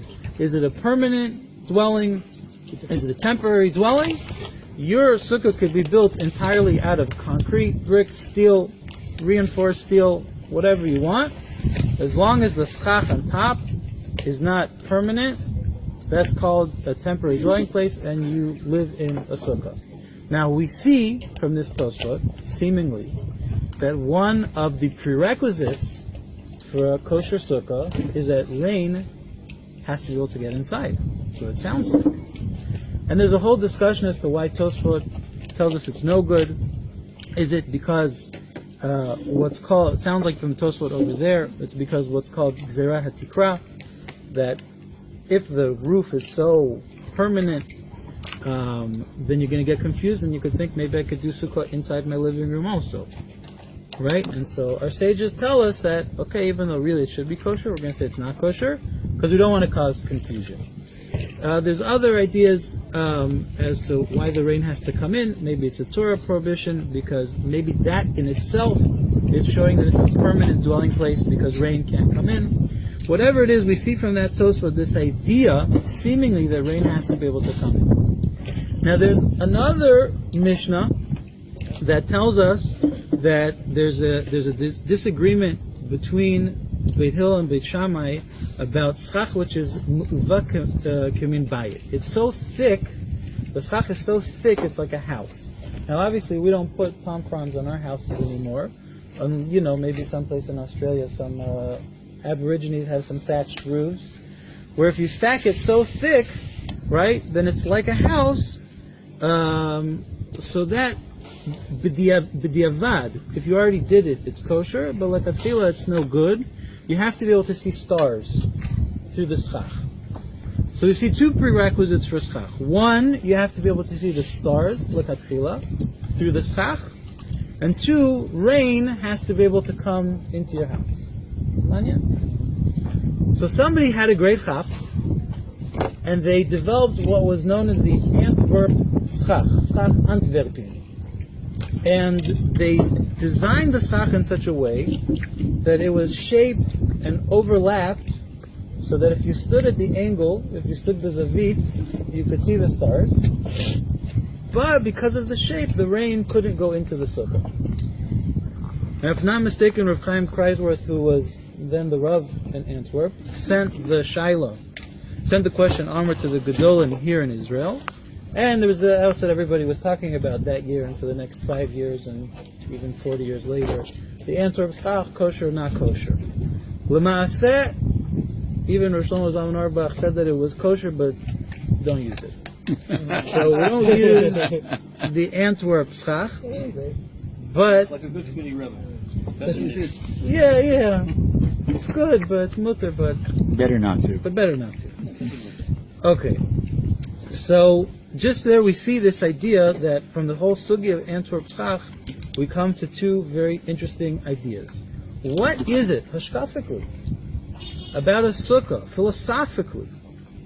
Why is a sukkah a place where you have to be able to see the stars, and rain has to come in? It's a strange thing, right? If rain comes in, then you have to leave. Wouldn't it be better if we could just find a way that we don't have to leave the sukkah? Let us stay inside. Why does it sound from Tosfot that the Siman Klala is part of what makes a kosher sukkah? And more than that, he's not even here, Ilana. I said I was going to put in one piece of Chassidus, so here's my one piece of Chassidus. I'll put it in the most Litvish way I can. Yeah, I'll put it in the most Litvish possible way. The Sfas Emes, in trying to understand what is the psul, this idea, why do you have to leave because of the rain coming in, the Siman Klala? So he says that's it, that's the halacha. There's a halacha called Siman Klala. If Hashem can't give you a klala on Sukkot, it's no good, you can't be in your sukkah. So that was my Chassidus, because Sfas Emes said something on the Gemara, and I brought it in, so good. So, but that's it, Sfas Emes says, Ad Kadei Kach, that's the halacha. Why? Because there's a halacha that Hashem has to be able to give you a klala on Sukkot. Very interesting, very strange. We don't see that there's any other Yom Tov where Hashem has to be able to give us a klala. As a matter of fact, any time else we're able to avoid the klala, you avoid the klala. Why stick yourself in a situation where you're going to ruin the opportunity of a mitzvah for yourself? Okay, so when we sit in a sukkah, what exactly are we commemorating when we sit in the sukkah? So it starts in the Torah, goes to Shulchan Aruch, Lahalacha. We're commemorating the Ananei Kavod in the desert. Meaning there's a machloket in the Gemara between Rabbi Eliezer and Rabbi Akiva. What is the sukkah commemorating exactly? We know Pesach's very clear, right? Zman Chirutenu, that's when we left Egypt. Shavuot, very clear, we received the Torah. Sukkot, what's it all about? It's a commemoration of something. Rabbi Akiva says it's when we sat in Sukkot in the desert. Sukkot mamish. Meaning we went to the desert, we had to dwell in something. People weren't sleeping, it wasn't Rabbi Shimon, they weren't going under the sand and covering themselves over with a blanket of sand. They had to have some sort of a dwelling place. Right? These were actually the Sukkot that they built in the desert. And the second one is Ananei Kavod. Rabbi Eliezer says no. It's the fact that when they went through the desert, they were surrounded by Ananei Kavod. Okay, and that's the halacha as the Torah paskin, Shulchan Aruch paskin, halacha l'maaseh. Just so I had this experience today, where someone heard a nice vort in a shiur and tried to paskin a halacha from it, and I said, it's very nice, but that's not the halacha. It's a nice vort. But halacha l'maaseh, when you sit in your sukkah, you should have the kavanah for both. You should have the kavanah both for Sukkot mamish and for Ananei Kavod. Okay, good. Now those who want to explain the machloket of Rabbi Eliezer and Rabbi Akiva very nicely, Elu Divrei Elokim Chaim, that Sukkot has a remarkable uniqueness to it that Rav Hutner speaks about extensively in the Tachat Yitzchak, that Sukkot is actually the endpoint of two different cycles of Chagim. On the one hand, we see that it's the end of the Gimel Regalim, right? The three pilgrimage festivals going up, right? It's Pesach, Shavuot, and Sukkot. And on the other hand, it's also the end of the three holidays of Tshuva, of repentance, in Rosh Hashanah, Yom Kippur, and Sukkot. Because we do see that there's some sort of a continuation of the din, of the judgment of Rosh Hashanah still continues over into Sukkot, and that's why people continue to wish each other and Pizka Tova, or how do they like to say in Yiddish, a good kvittel. Have a good kvittel. I'm trying to make it as possible. All right. So there are those who want to answer like this. These two festivals, and there's other remarkable things we see about Sukkot. For example, it's the only Chag where we seem to have a doubling of the korbanos of the day. We bring 14 sheep as opposed to the standard 7 which you bring on a Chag. And there are those who want to learn that really Sukkot is 2 Chagim. It's 2 festivals. What are these 2 festivals? There was something called Chag HaAsif. And Chag HaAsif was the time that everybody was bringing in the harvest. And what's the idea of Chag HaAsif? The idea of Chag HaAsif is that you spend all this time plowing the field, sowing the seeds, working, anybody who's ever even tried to grow anything in their garden knows it's a tremendous amount of work to grow produce. It's not simple. Your produce finally comes about. You're bundling it up, you're gathering it up, you're going into your home, you're feeling like the wealthiest person on the planet because not only do you have now all the stuff you work so hard on, but the stuff that you work so hard on. Now's the time where we say, okay, now go out of your house, go into the sukkah, right? Remind yourself that you feel, Kochem V'otzim Yadi, I did all this by myself. Remind yourself, no, this is Hashem's world. All this material stuff is nice, but that's not the essence. The essence is being with Hashem. Go sit in the sukkah, right? And that works very nicely with the pshat of Rabbi Akiva of Sukkot Mamish, right? Really go sit in a sukkah. Remember that when the Jewish people were in the desert, they might have had nicer things when they were in Mitzrayim. Nicer clothes, nicer, right? There were certainly things they missed about their life in Mitzrayim.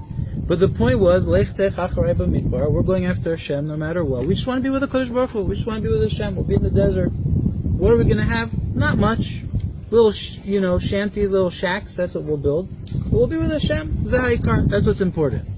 So that works very nicely with Rabbi Akiva. Now, for Rabbi Eliezer, that it's Ananei HaKavod, right?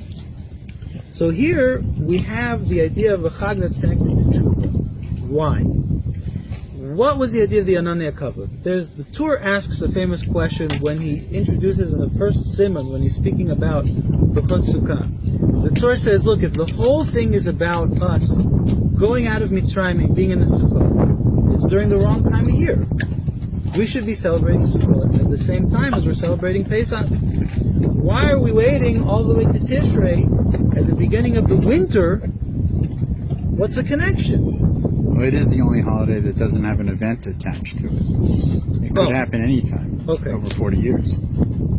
Okay, so we're going to hold on to that insight, and we'll see if there's an event or no event.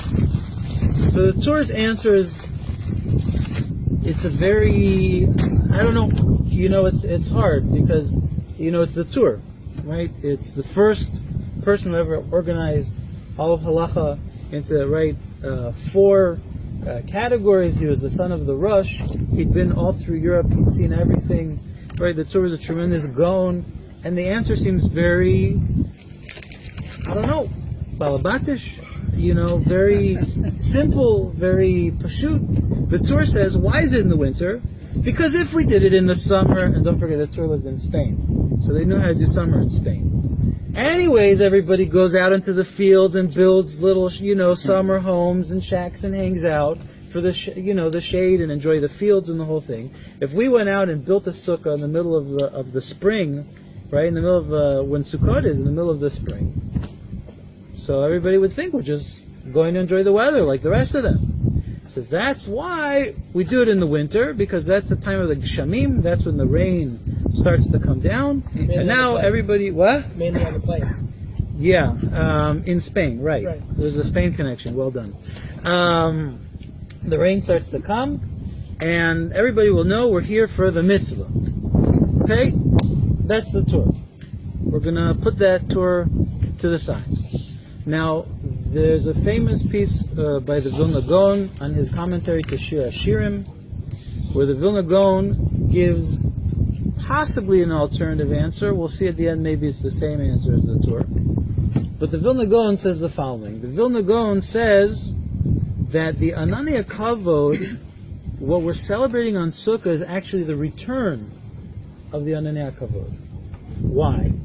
Because when the Jewish people sinned at Chet HaEgel, the Ananei HaKavod went away. We're without Ananei HaKavod. We're vulnerable during that whole time. Moshe goes up, he prays for us, right? We do tshuva, he prays on our behalf. We have all the days that go by, all the way till Yom Kippur. Yom Kippur, Hashem accepts our tshuva, right? We have kapara, and then 5 days later, the Ananei Kavod comes back. So according to the Gaon Vilna, what are we celebrating on Sukkot, the Ananei Kavod? An event! What was the event? The event was the Ananei Kavod came back. When did it happen? Right in the middle of Tishrei, right? The 15th of Tishrei, the clouds come back. So what are we celebrating on Sukkot? We're celebrating the return of the Ananei HaKavod. That is the answer of the Gaon. Now, one question that we have to ask, right? The Gaon himself speaks it out, so we have to ask it for ourselves, is how does the Gaon know it was on the 15th of Tishrei? So the Gaon does a very simple calculation. He explains to us why it happens on the 15th, because the 10th day was, our tshuva was accepted, right? Yom Kippur. The 11th day, Moshe comes down and he gives us the tzivui. We're learning like Rashi over here. Moshe comes down from Har Sinai and he tells us on the 11th day of Tishrei, gives us a commandment, time to start building the Mishkan. 2 days, that's what it says Beferish in the Chumash, for 2 days they brought, Boker, they brought all their stuff for 2 days. The 3rd day Moshe says that's it, too much. And the 5th day everybody starts building the Mishkan, Ananei Kavod come back. That's the order of events going from the 10th to the 15th. So the trigger is starting to build the Mishkan. Oh. Says Rabbi Osterker something very interesting. It sounds like what brings the Ananei Kavod back is the building of the Mishkan itself, because that's the day when the clouds come back. Right? Correct. In other words, what was this 5-day period between Yom Kippur and the Mishkan? Because the number 5 doesn't seem to have a particular significance to us over here. If it had taken Moshe 3 days before he said enough, would it have been on the 16th? That's a question I'm asking. Good question. Right? Good question. We'll have to find the time. We'll have to find some sort of reason as to why this day would kick off the return of the Ananei Kavod. But good. According to the Gaon Mivilna, so what are we commemorating? We're commemorating the return of the clouds. Now, it's very nice. If we understand that Sukkot is this doubling of Chagim, right? The end of the Gimel Regalim, which are all about crops and harvests, which we spoke about on last Rosh Hashanah. And then according to the second cycle, it's the end of the Tshuva cycle. So now it could be Elu ve'elu, very nice. Rabbi Kiva was saying that the Ikar, the main idea of the mitzvah, goes with Chag HaAsif, the harvesting festival. And Rabbi Eliezer, who learns that it's Ananei Kavod, it could be going with the end of the Tshuva cycle, right? The end of, and then each one going in their own way. Fine, good. So now that we have this setup, right, what's the basic essence when you sit in a sukkah? So what is a sukkah? A sukkah we know has to be a dirah, right? A minimum for anything to be a dirah has to be at least 2 walls. If I don't have at least 2 walls protecting me, if I can't back into my corner and feel like I'm protected on 2 sides, I don't have a dirah, right? 1 wall isn't called the dirah. It's not called the living space. A living space is defined minimally at least by 2 walls. We have halacha Moshe Misinai, a special halacha from Moshe, right, directly, that you have to have a 3rd wall. And that third wall only has to be a tefach in size. This big. Okay, we'll add another piece of Proto Chasidus over here, which is that the Arizal asks, what's the idea of the 3rd wall of a tefach, right? If each wall has to be at least 7 tefachim, 7 cubits, hand breadths. Cubits? Oh, hobbits are cubits. Hand breadths? There has to be a better name than that. All right, 7 hand breadths, right? Because that's roughly the size a person needs to sit and have a table, right? Roughly 7 hand breadths. So what's this idea of a 3rd wall, which is the size of 1 hand breadth of this tefach? So the Arizal says something unbelievable. The Arizal says, what's that shape? He says it's a very familiar shape. He says, because you can look at it on yourself. It's like this, and like this, and like this. The Arizal says that it's a remez, it's an allusion to Hashem embracing us. Right? The whole idea of sitting in the sukkah is we're sitting in Hashem's embrace. It's the only mitzvah that we sit entirely inside of the mitzvah. Right? You're sitting in... Huh? Living in Israel, it's a... Machlokah Rishonim. Okay, and according to the Ramban, living in Eretz Yisrael. Very good. So, we have Hashem's embrace, Hashem's holding us, right? According to either, what do you like, Rabbi Akiva, Rabbi Eliezer, you're sitting in the sukkah, you're being embraced. But we see that there's the main idea of the dwelling place comes from the schach and a connection to rain and looking up in the heavens. And we can start to develop a sort of an approach to understand what's going on over here. Rashi, famously in the Chumash, speaks about the idea that in Mitzrayim, they never had to look up. Mitzrayim, you only had to look down. I think we spoke about this. Mitzrayim comes from the word Meitzarim, things that narrow us. Paro is from the word Parua, they have to be buried above ground, all their gods had to be visible. Everything in Mitzrayim you had to be able to, spirituality had to be tangible. So when they wanted to water the fields, what did they do? They went over to the Nile, they set up nice, little ditches, furrows that went into their fields. They kicked open the block, the water went down, watered their fields, they never had to worry about, watering the crops. Everybody came to Eretz Yisrael, right? You know what it's like here in the winters. When you need to water your crops, what do? You gotta look up. You gotta daven. You have to ask Hashem to bring the rains. If you don't ask Hashem, you're not gonna have rain. Just like Adam Arishon, right? That until Hashem, the rain never came, Rashi and Bereshis, the rain never came till Adam Arishon was created, so he could daven for the rain. There's a relationship between us and Hashem that when we want to see fertility and things come to fruition, Hashem wants us to develop a relationship with Him, to realize that all the chesed in our life, all the goodness comes from Him, and we have to turn to Him as the Gomel Chasadim, as the one who gives us all this chesed, and say, please Hashem, we want your chesed. So there's this unbelievable idea about rain. Rain represents this idea of more than chesed, really rachamim. Rain represents mercy, because we know that rain at times can also be din, right, in the generation of the flood, when the rain didn't stop.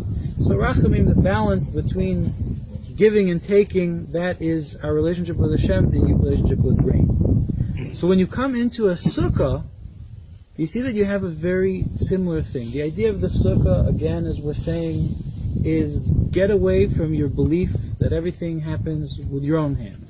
From the belief that you need all this physical comfort, and sit with Hashem.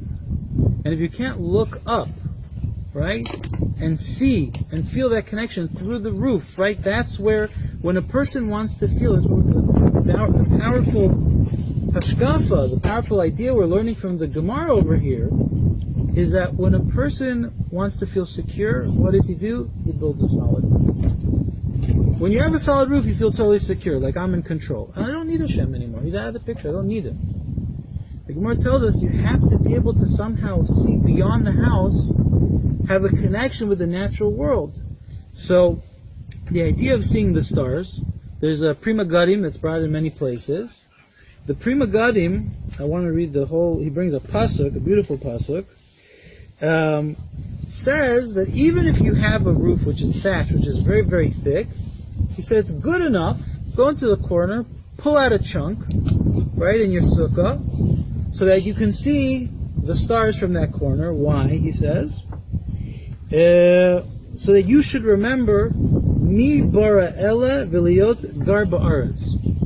Right? Who created these? Right? Look at these unbelievable, right? The stars that are the intermediaries of Hashem for all of nature.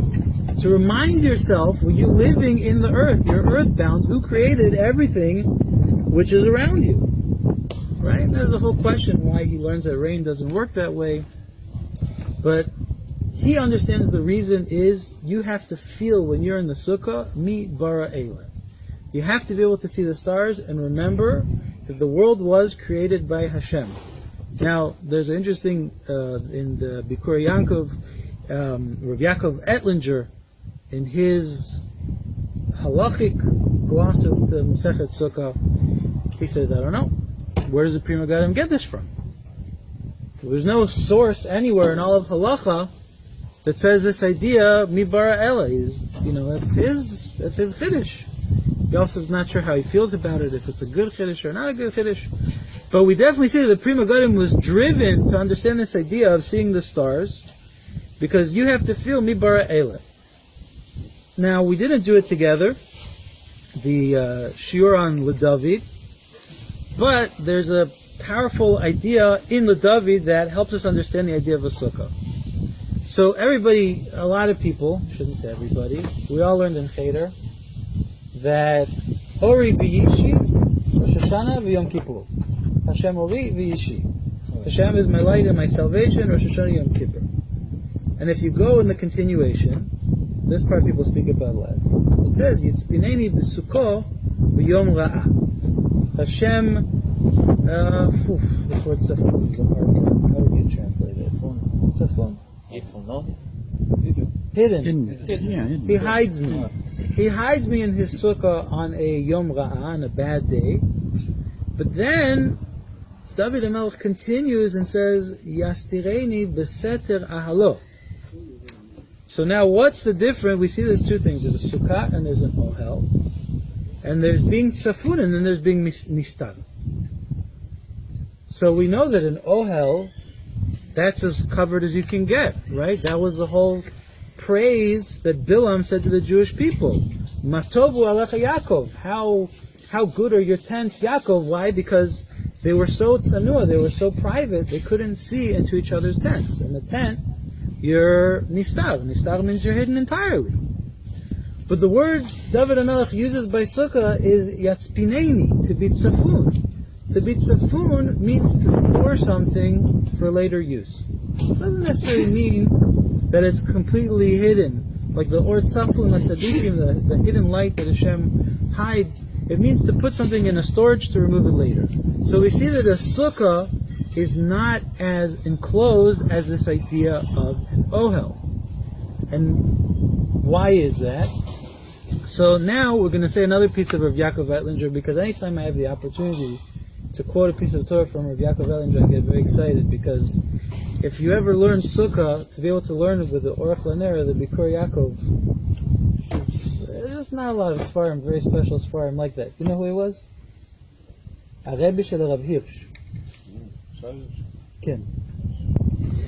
So Rav Yaakov Ettlinger, in the end of Orach Laner, on Masechet Sukkah, decided to make a siyum for all his students. Because they did Sukkah together, so he wanted to make something exciting for them. And he gave a whole drasha on the machloket Beit Shammai and Beit Hillel, why Beit Hillel learns that a Sukkah has to be dirat arai, and Beit Shammai learned that a Sukkah has to be dirat kva. And he says, because everywhere we look, the machloket between Beit Hillel and Beit Shammai is how much we act today, right, like Yemot HaMashiach, and how much has to do with living in the here and now. And that's why our Chachamim tell us that in Yemot HaMashiach, halacha is like Beit Shammai. But now, halacha is like Beit Hillel. So you see here too, when you're nistar ba'ohel, entirely enclosed in a completely sealed relationship with Hashem, that you're totally separated from any outside world, that's how connected you are in spirituality, that's not for now. That's for Yemot HaMashiach. Now, Kanes. Nowadays, before Yemot HaMashiach, we're still living in a process of tikkun, where we have to see the world around us. We have to connect to the world around us. We have to involve the world around us in part of that process of moving closer to Hashem. So that's the idea of a sukkah. You can't ever, if you're in a sukkah, if you're in a sukkah and you don't feel that you're part of the world, you only feel connected to Hashem, pasul, no good. When you're in a sukkah, you have to feel, you have to look up to your schach, and you have to say, Mi bara ela, but lagur ba'aretz. Well, I'm here living my life in the world. I have to involve Hashem, see how Hashem's connected. Right? That's Yaspinei B'Sukkah Yom Ra'ah. It's not a world of tikkun yet. It's still a world that needs a lot of fixing. It's a Yom Ra'ah. That's the idea of a sukkah. Okay. So we see it's that powerful that the Pri Megadim from there learns this idea that even lahalacha, that's why you have to be able to see the stars. Now, let's go the idea of the rain, the other idea of the Antwerp sky. The idea of rain. Why does rain have to be able to come into my sukkah? If I can fix up the problem, if I can keep the rain out, right? We don't see anywhere else that it's, if Hashem can't curse me, then I haven't fulfilled the mitzvah. Here the mitzvah of a sukkah is fulfilled at the moment where I'm in a situation where Hashem can curse me. Okay. What? Like, what if you use the Antwerp sky How much? to make like small holes in the edges so the rain can get in some places, so it's just not there. Good, good. Yeah, there's a whole lot of discussion in halacha about exactly that question. And as a matter of fact, even the question of if I cut a hole in one part of the skach, and that's where the rain comes in, is that enough? Does it have to be throughout? Is there an idea of dalet machim of skach puzzle over here or not? But we know that the Gemara says that if it's enough to ruin the mikvah, if it's enough to ruin the dish of the night, right, that's the point where you have to leave the sukkah. So if a little bit of rain comes in, but you would still continue to eat, it doesn't bother you so much, that's not called yet that you have to leave. If so much rain gets in that it's unpleasant, you can't even eat the soup because it's getting watered down. There's another Hasidic word over here, by the way. Oh, we're getting three now. The Tzanzer Rebbe, the previous Tzanzer Rebbe, say that if rain comes into the sukkah, so then and it goes into the soup, so then there's more soup for everybody. And that's why the Tzanzer Rebbe used to sit in his sukkah when it rained. That's a different discussion, but we're not going to go to that discussion. It's a bracha. So he was a Chabadnik. He was a Tzanzer. Fine. Okay. So, like this. If we go back to the idea of the gon, and we go to Rabbi Ostreicher's question. So on the 10th day, we had the kapara. Right? Why didn't the clouds of glory come back on Yom Kippur? What was happening for 5 days that we had to wait till the 15th day? That's when the clouds of glory come back. So, I think you can say it from Svara. Rav Ostreicher was already jumping on the Svara.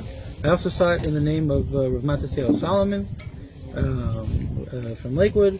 This idea that you see that Hashem forgave you. Okay, great. So let's say Shlomo, you and I were developing our relationship, our friendship, it blossoms into a beautiful friendship, and one day I do something and I wrong you. And now I have to fix that wrong. I have to come to you and I have to say to you, I'm sorry. I did something that wasn't appropriate. And it might take you some time. So eventually you say, you know what? I forgive you. Now let me ask you a question. The second you say I forgive you, that's it? Best of friends, back to what it was before?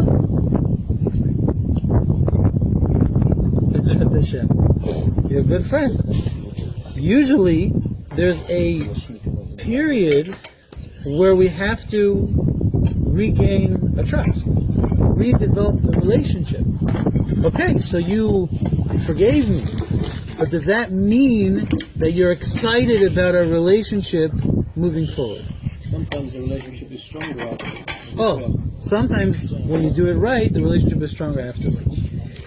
The amazing thing when we talk about the Ananei Kavod is that of the 3 miracles that we had in the desert, right? The manna, the Be'er Miriam, the water that we had, the Ananei Kavod, the clouds of glory.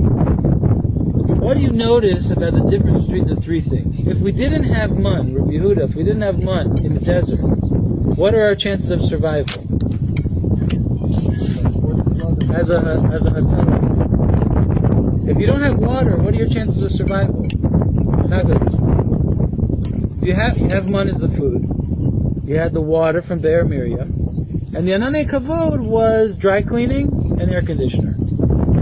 Now, maybe some people from 5 towns wouldn't be able to survive without dry cleaning and air conditioning. But Miriam died, I think, half a year before they went into Eretz Yisrael. We have the whole masa of the name of Rivah. Moshe has to restore the waters. Yeah, that's exactly what's happening over there. So water and man, the Jews are I mean, that couple is nice. It's good. But of the 3 things, it's the only thing that's not mukhrach. You don't have to have it. So if you forgive me, and we're dependent on each other in some form or some way, so the relationship continues in anything that's mukhrach. But the extra stuff, the extra cookies you bring me in the little bag, right? The extra phone call, how you doing? That's not necessary. It's mutar. So what do we see? We see that in the clouds of glory come back. It shows us not only has Hashem forgiven us, but there's more than that. There's ritzui. Now Hashem wants the relationship. Now the Gaon himself has a very nice himself remez to this idea. When we say Ata Bachartanu, right, we're actually going through all the Amim of the year. Ata Bachartanu Kol Amim is when Hashem chooses us. It chose us on Pesach. That was the Bechira. Ahav Totanu. Where was the Chuppah? Torah. Veratzita Banu. Sukkot. Because not only did Hashem forgive us on Yom Kippur, but the clouds come back to the Ritzui. He wanted the relationship.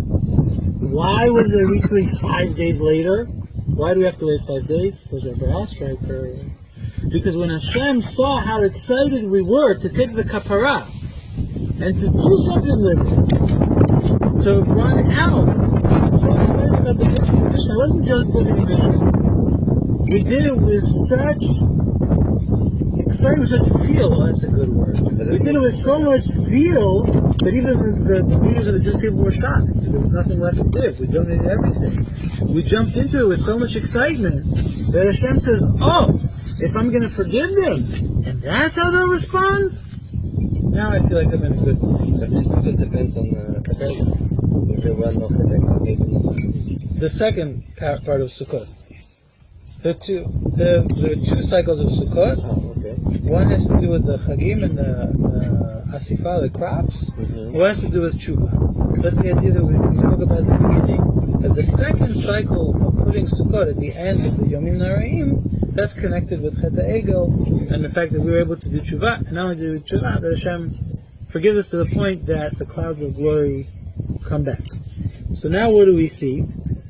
We see that more than any other Chag, Sukkah is built on something completely different. When Hashem chooses us, it has nothing to do with us. Hashem says, right, He tells Moshe explicitly, I'm going to do things no one's ever seen. I'm going to reveal my highest expression of myself, the Yud Kei Vav Kei.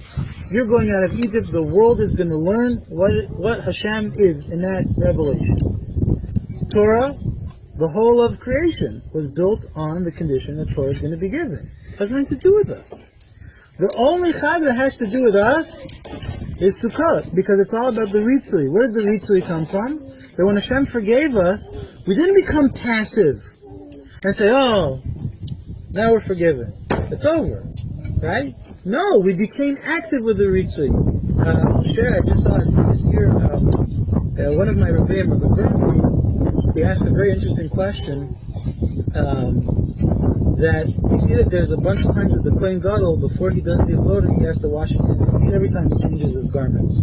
So there's 1, washing hands and feet before he starts. Then there's 8, 4 changing of the garments, 1 before, 1 after. And then when he finishes everything, he washes his hands and feet and goes home. As for Bernstein, what's the last one for? He's done with the avodah. He's not doing the service in the Beis HaMikdash anymore. He's going home. You're going home. What do you care? Why do you have to wash your hands and feet? So he gave an answer that his father, Isaac Bernstein Zekotai Bavachal, told him in the name of Rav Kook that if you think that after Yom Kippur the whole point is, okay, I'm done, time to go home, You missed the whole point of Yom Kippur. That's when the real avoda begins. Hashem forgave you. What are you going to do with it? What are you going to do with the kapara, with the forgiveness Hashem gave you? If you think it's over, you missed the boat. It's just beginning. So now we can go back and understand why it's so important on Sukkot that we have a siman klala. The Tosafot says, why does rain have to be able to come into my sukkah? So let's go back to our mashal in the Mishnah. The mashal says that the servant comes into the king to water down his wine, and the king spills it in his face. What does the mashal have to do with sukkahs? Just because there's water? The mashal should be, I came to sit in the king's chatzer, in his courtyard, and he said, go away. That should be the mashal, right? I'm sitting in the sukkah, Hashem has rain come down, I can't see it, I have to go. What does it have to do with serving the water and having it thrown back in my face? Right? So the Gaon also explains this mashal, not in the same place. The Gaon in his Chidushim, or that's brought down as Chidushim of the Gaon, explains as follows. What's the water and what's the wine? Right? The water is rachamim. It's mercy. And wine, as we know, the red, it's din. Right? Wine is din. You have to squeeze the grapes to get the wine out. Right? So what are we doing? We're coming to Hashem and we're saying, Hashem, we want you to water down the din. We're weak, we're frail, we're fragile. We can't take so much din. So we're beseeching you, please water down the din. We want to give Hashem the water. Right? That's what the Gaon says. And if Hashem is not pleased with us, he throws the water back. Now, let's flesh out the Gaon completely. The mashal is about a servant and his master. So if we're talking about the Jewish people as servants, we're talking about the avodas Hashem, right? How are we serving Hashem?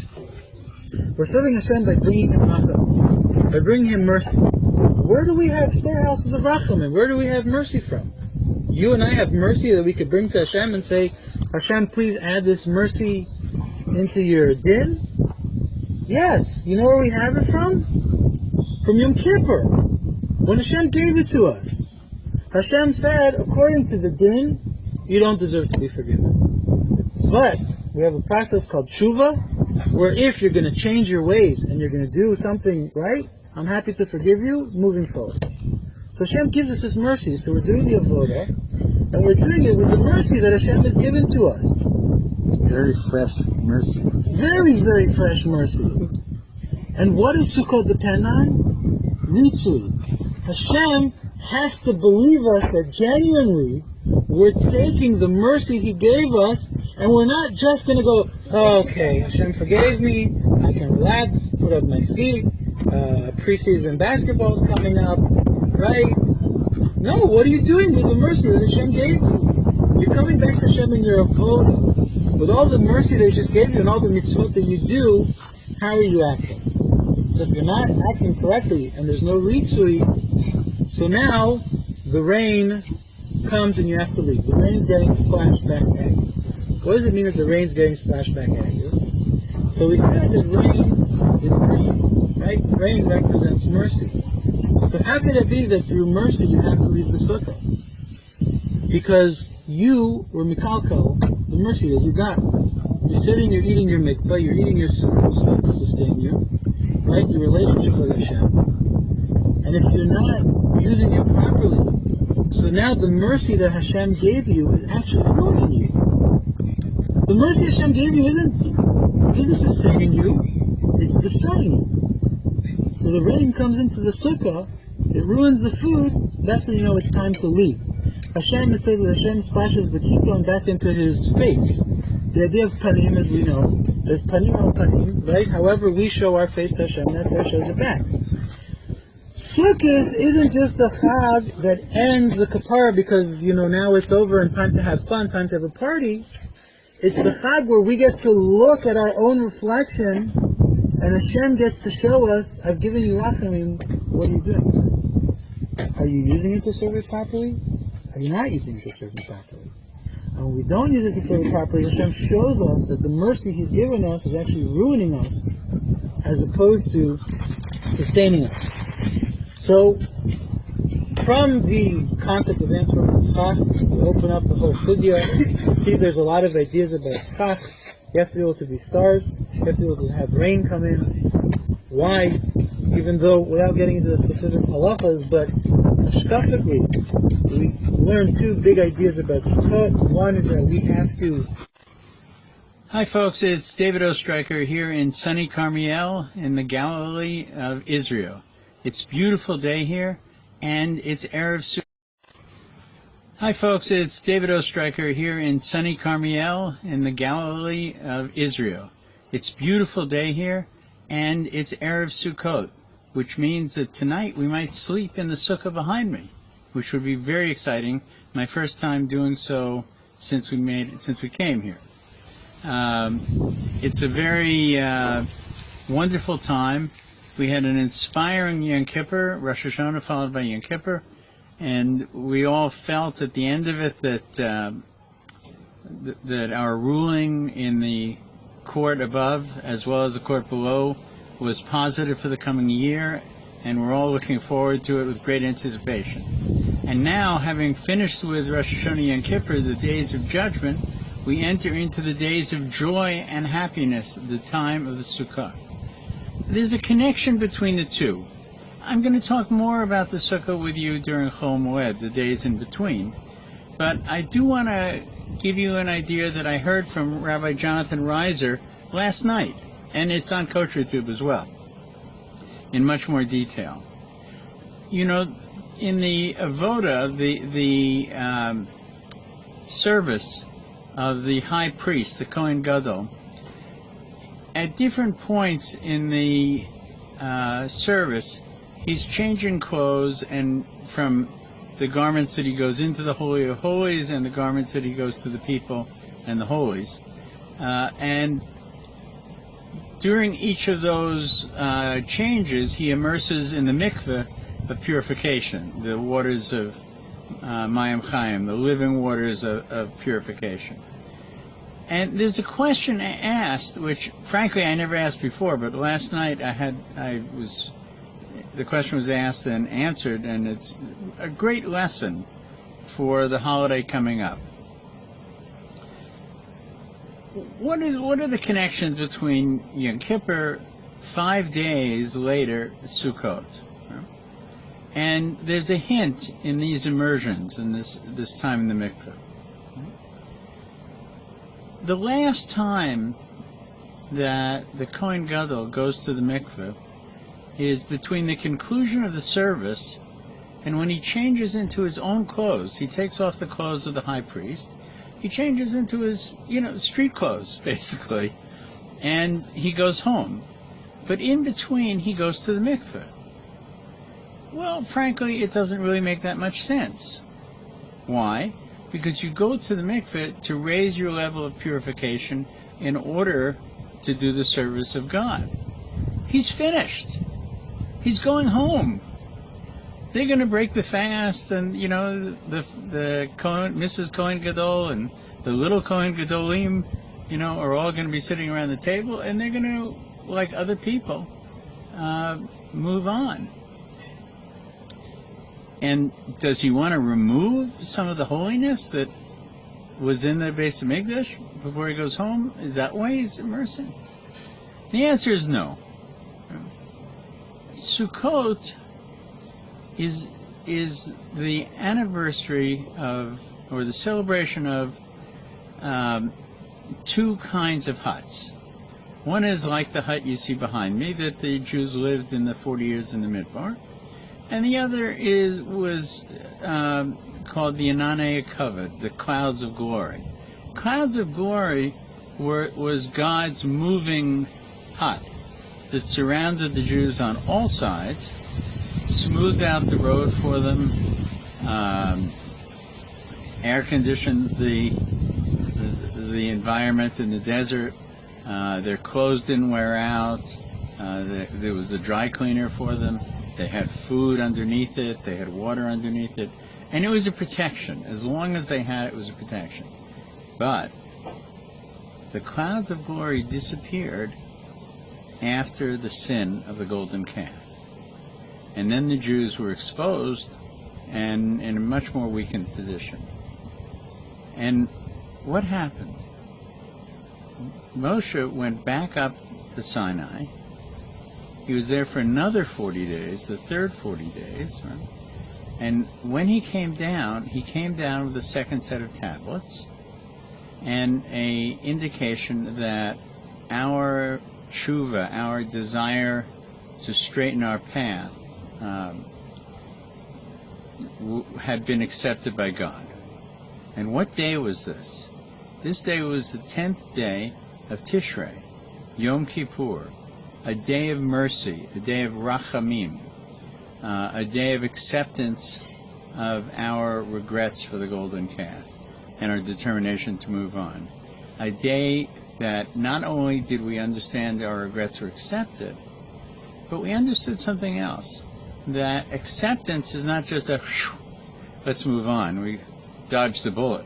No, acceptance was a new opportunity to invigorate our commitment to God. How did we do it? It was the day that we began to build the Beis HaMikdash, to build the Mishkan in the desert, the home for, really the home for God, so to speak, or the meeting place for God with Moshe and the Jewish people. And we did it with such a zealous desire that in 2 days, all of the materials, the gold, the silver, the fabrics, everything you can imagine, was donated by the people, anxious to say, we are back. We not only are we back, but we're back with more vigor, more commitment than we left. And we appreciate getting this chance. During this time, there was a 5-day period where they prepared themselves and then began to build the Mishkan. And it's as though a God in heaven looked and said, my children are building a home for me. They're back. I've given them a second chance, and they've grabbed it, and they're running with it. They're making the most of it. And they're making it clear that whatever they can give to it, they will give to it. And I'm giving back them the clouds of protection, the Inanei Kavod. And on the 5th day, the 15th day of the month, 5 days after Yom Kippur, the Inanei Kavod came back, and this is actually, according to the Vilna Gaon and others, why we celebrate Sukkot, which actually went on all year long, living in Sukkot, why we celebrate Sukkot on this day, on the 15th day of Tishrei. There's more. And this comes back to the question of the Kohen Gadol. What was he doing, immersing himself before he went home? What did he bring, what quality did he bring into the world during the both solemn and exciting Yom Kippur? The quality he brought in is in the prayer we repeat over and over and over. Avinu Malkeinu, our Father, our King. A king rules justly. A father doesn't rule justly. He rules with kindness. He rules with mercy, with rachamim. And this is in fact the quality of Yom Kippur. And the Kohen Gadol is the conductor of the orchestra on this day. And the tune he's playing is Mercy, Mercy, Mercy. And he is bringing it down, God's mercy into this world. Right? He's saying, yes, you sinned with the golden calf, but I'm going to rule mercifully and say, you want another chance? You have another chance. And this was a day for the whole world to bring mercy into the world. Now, here's the question. What was he doing on the last immersion? And this is very important to understand as you go into your sukkah. We could go into our sukkah saying, yes, we won the case in court. You know, it's great. We dodged the bullet, everything's good. Let's say l'chaim. And we should. There's nothing wrong with it. But beyond that, we should say, I have a holiness that is beyond the Beis HaMikdash. that was brought into this world on Yom Kippur. And now the question is, what will I do? It's not my holiness. It's the holiness of God. It's the mercy of God brought into this world. So the question is now, as Yom Kippur is ending and Sukkot is beginning, what do I do with God's rachamim, with God's mercy that surrounded us and came to us on Yom Kippur? Not just for, letting us off the hook. Not at all. It's a statement that this is something that belongs in the world, and I'm giving it to my children, that they should use it properly. And Sukkot, when the Ananei Kavod, the clouds of glory returned, on Sukkot,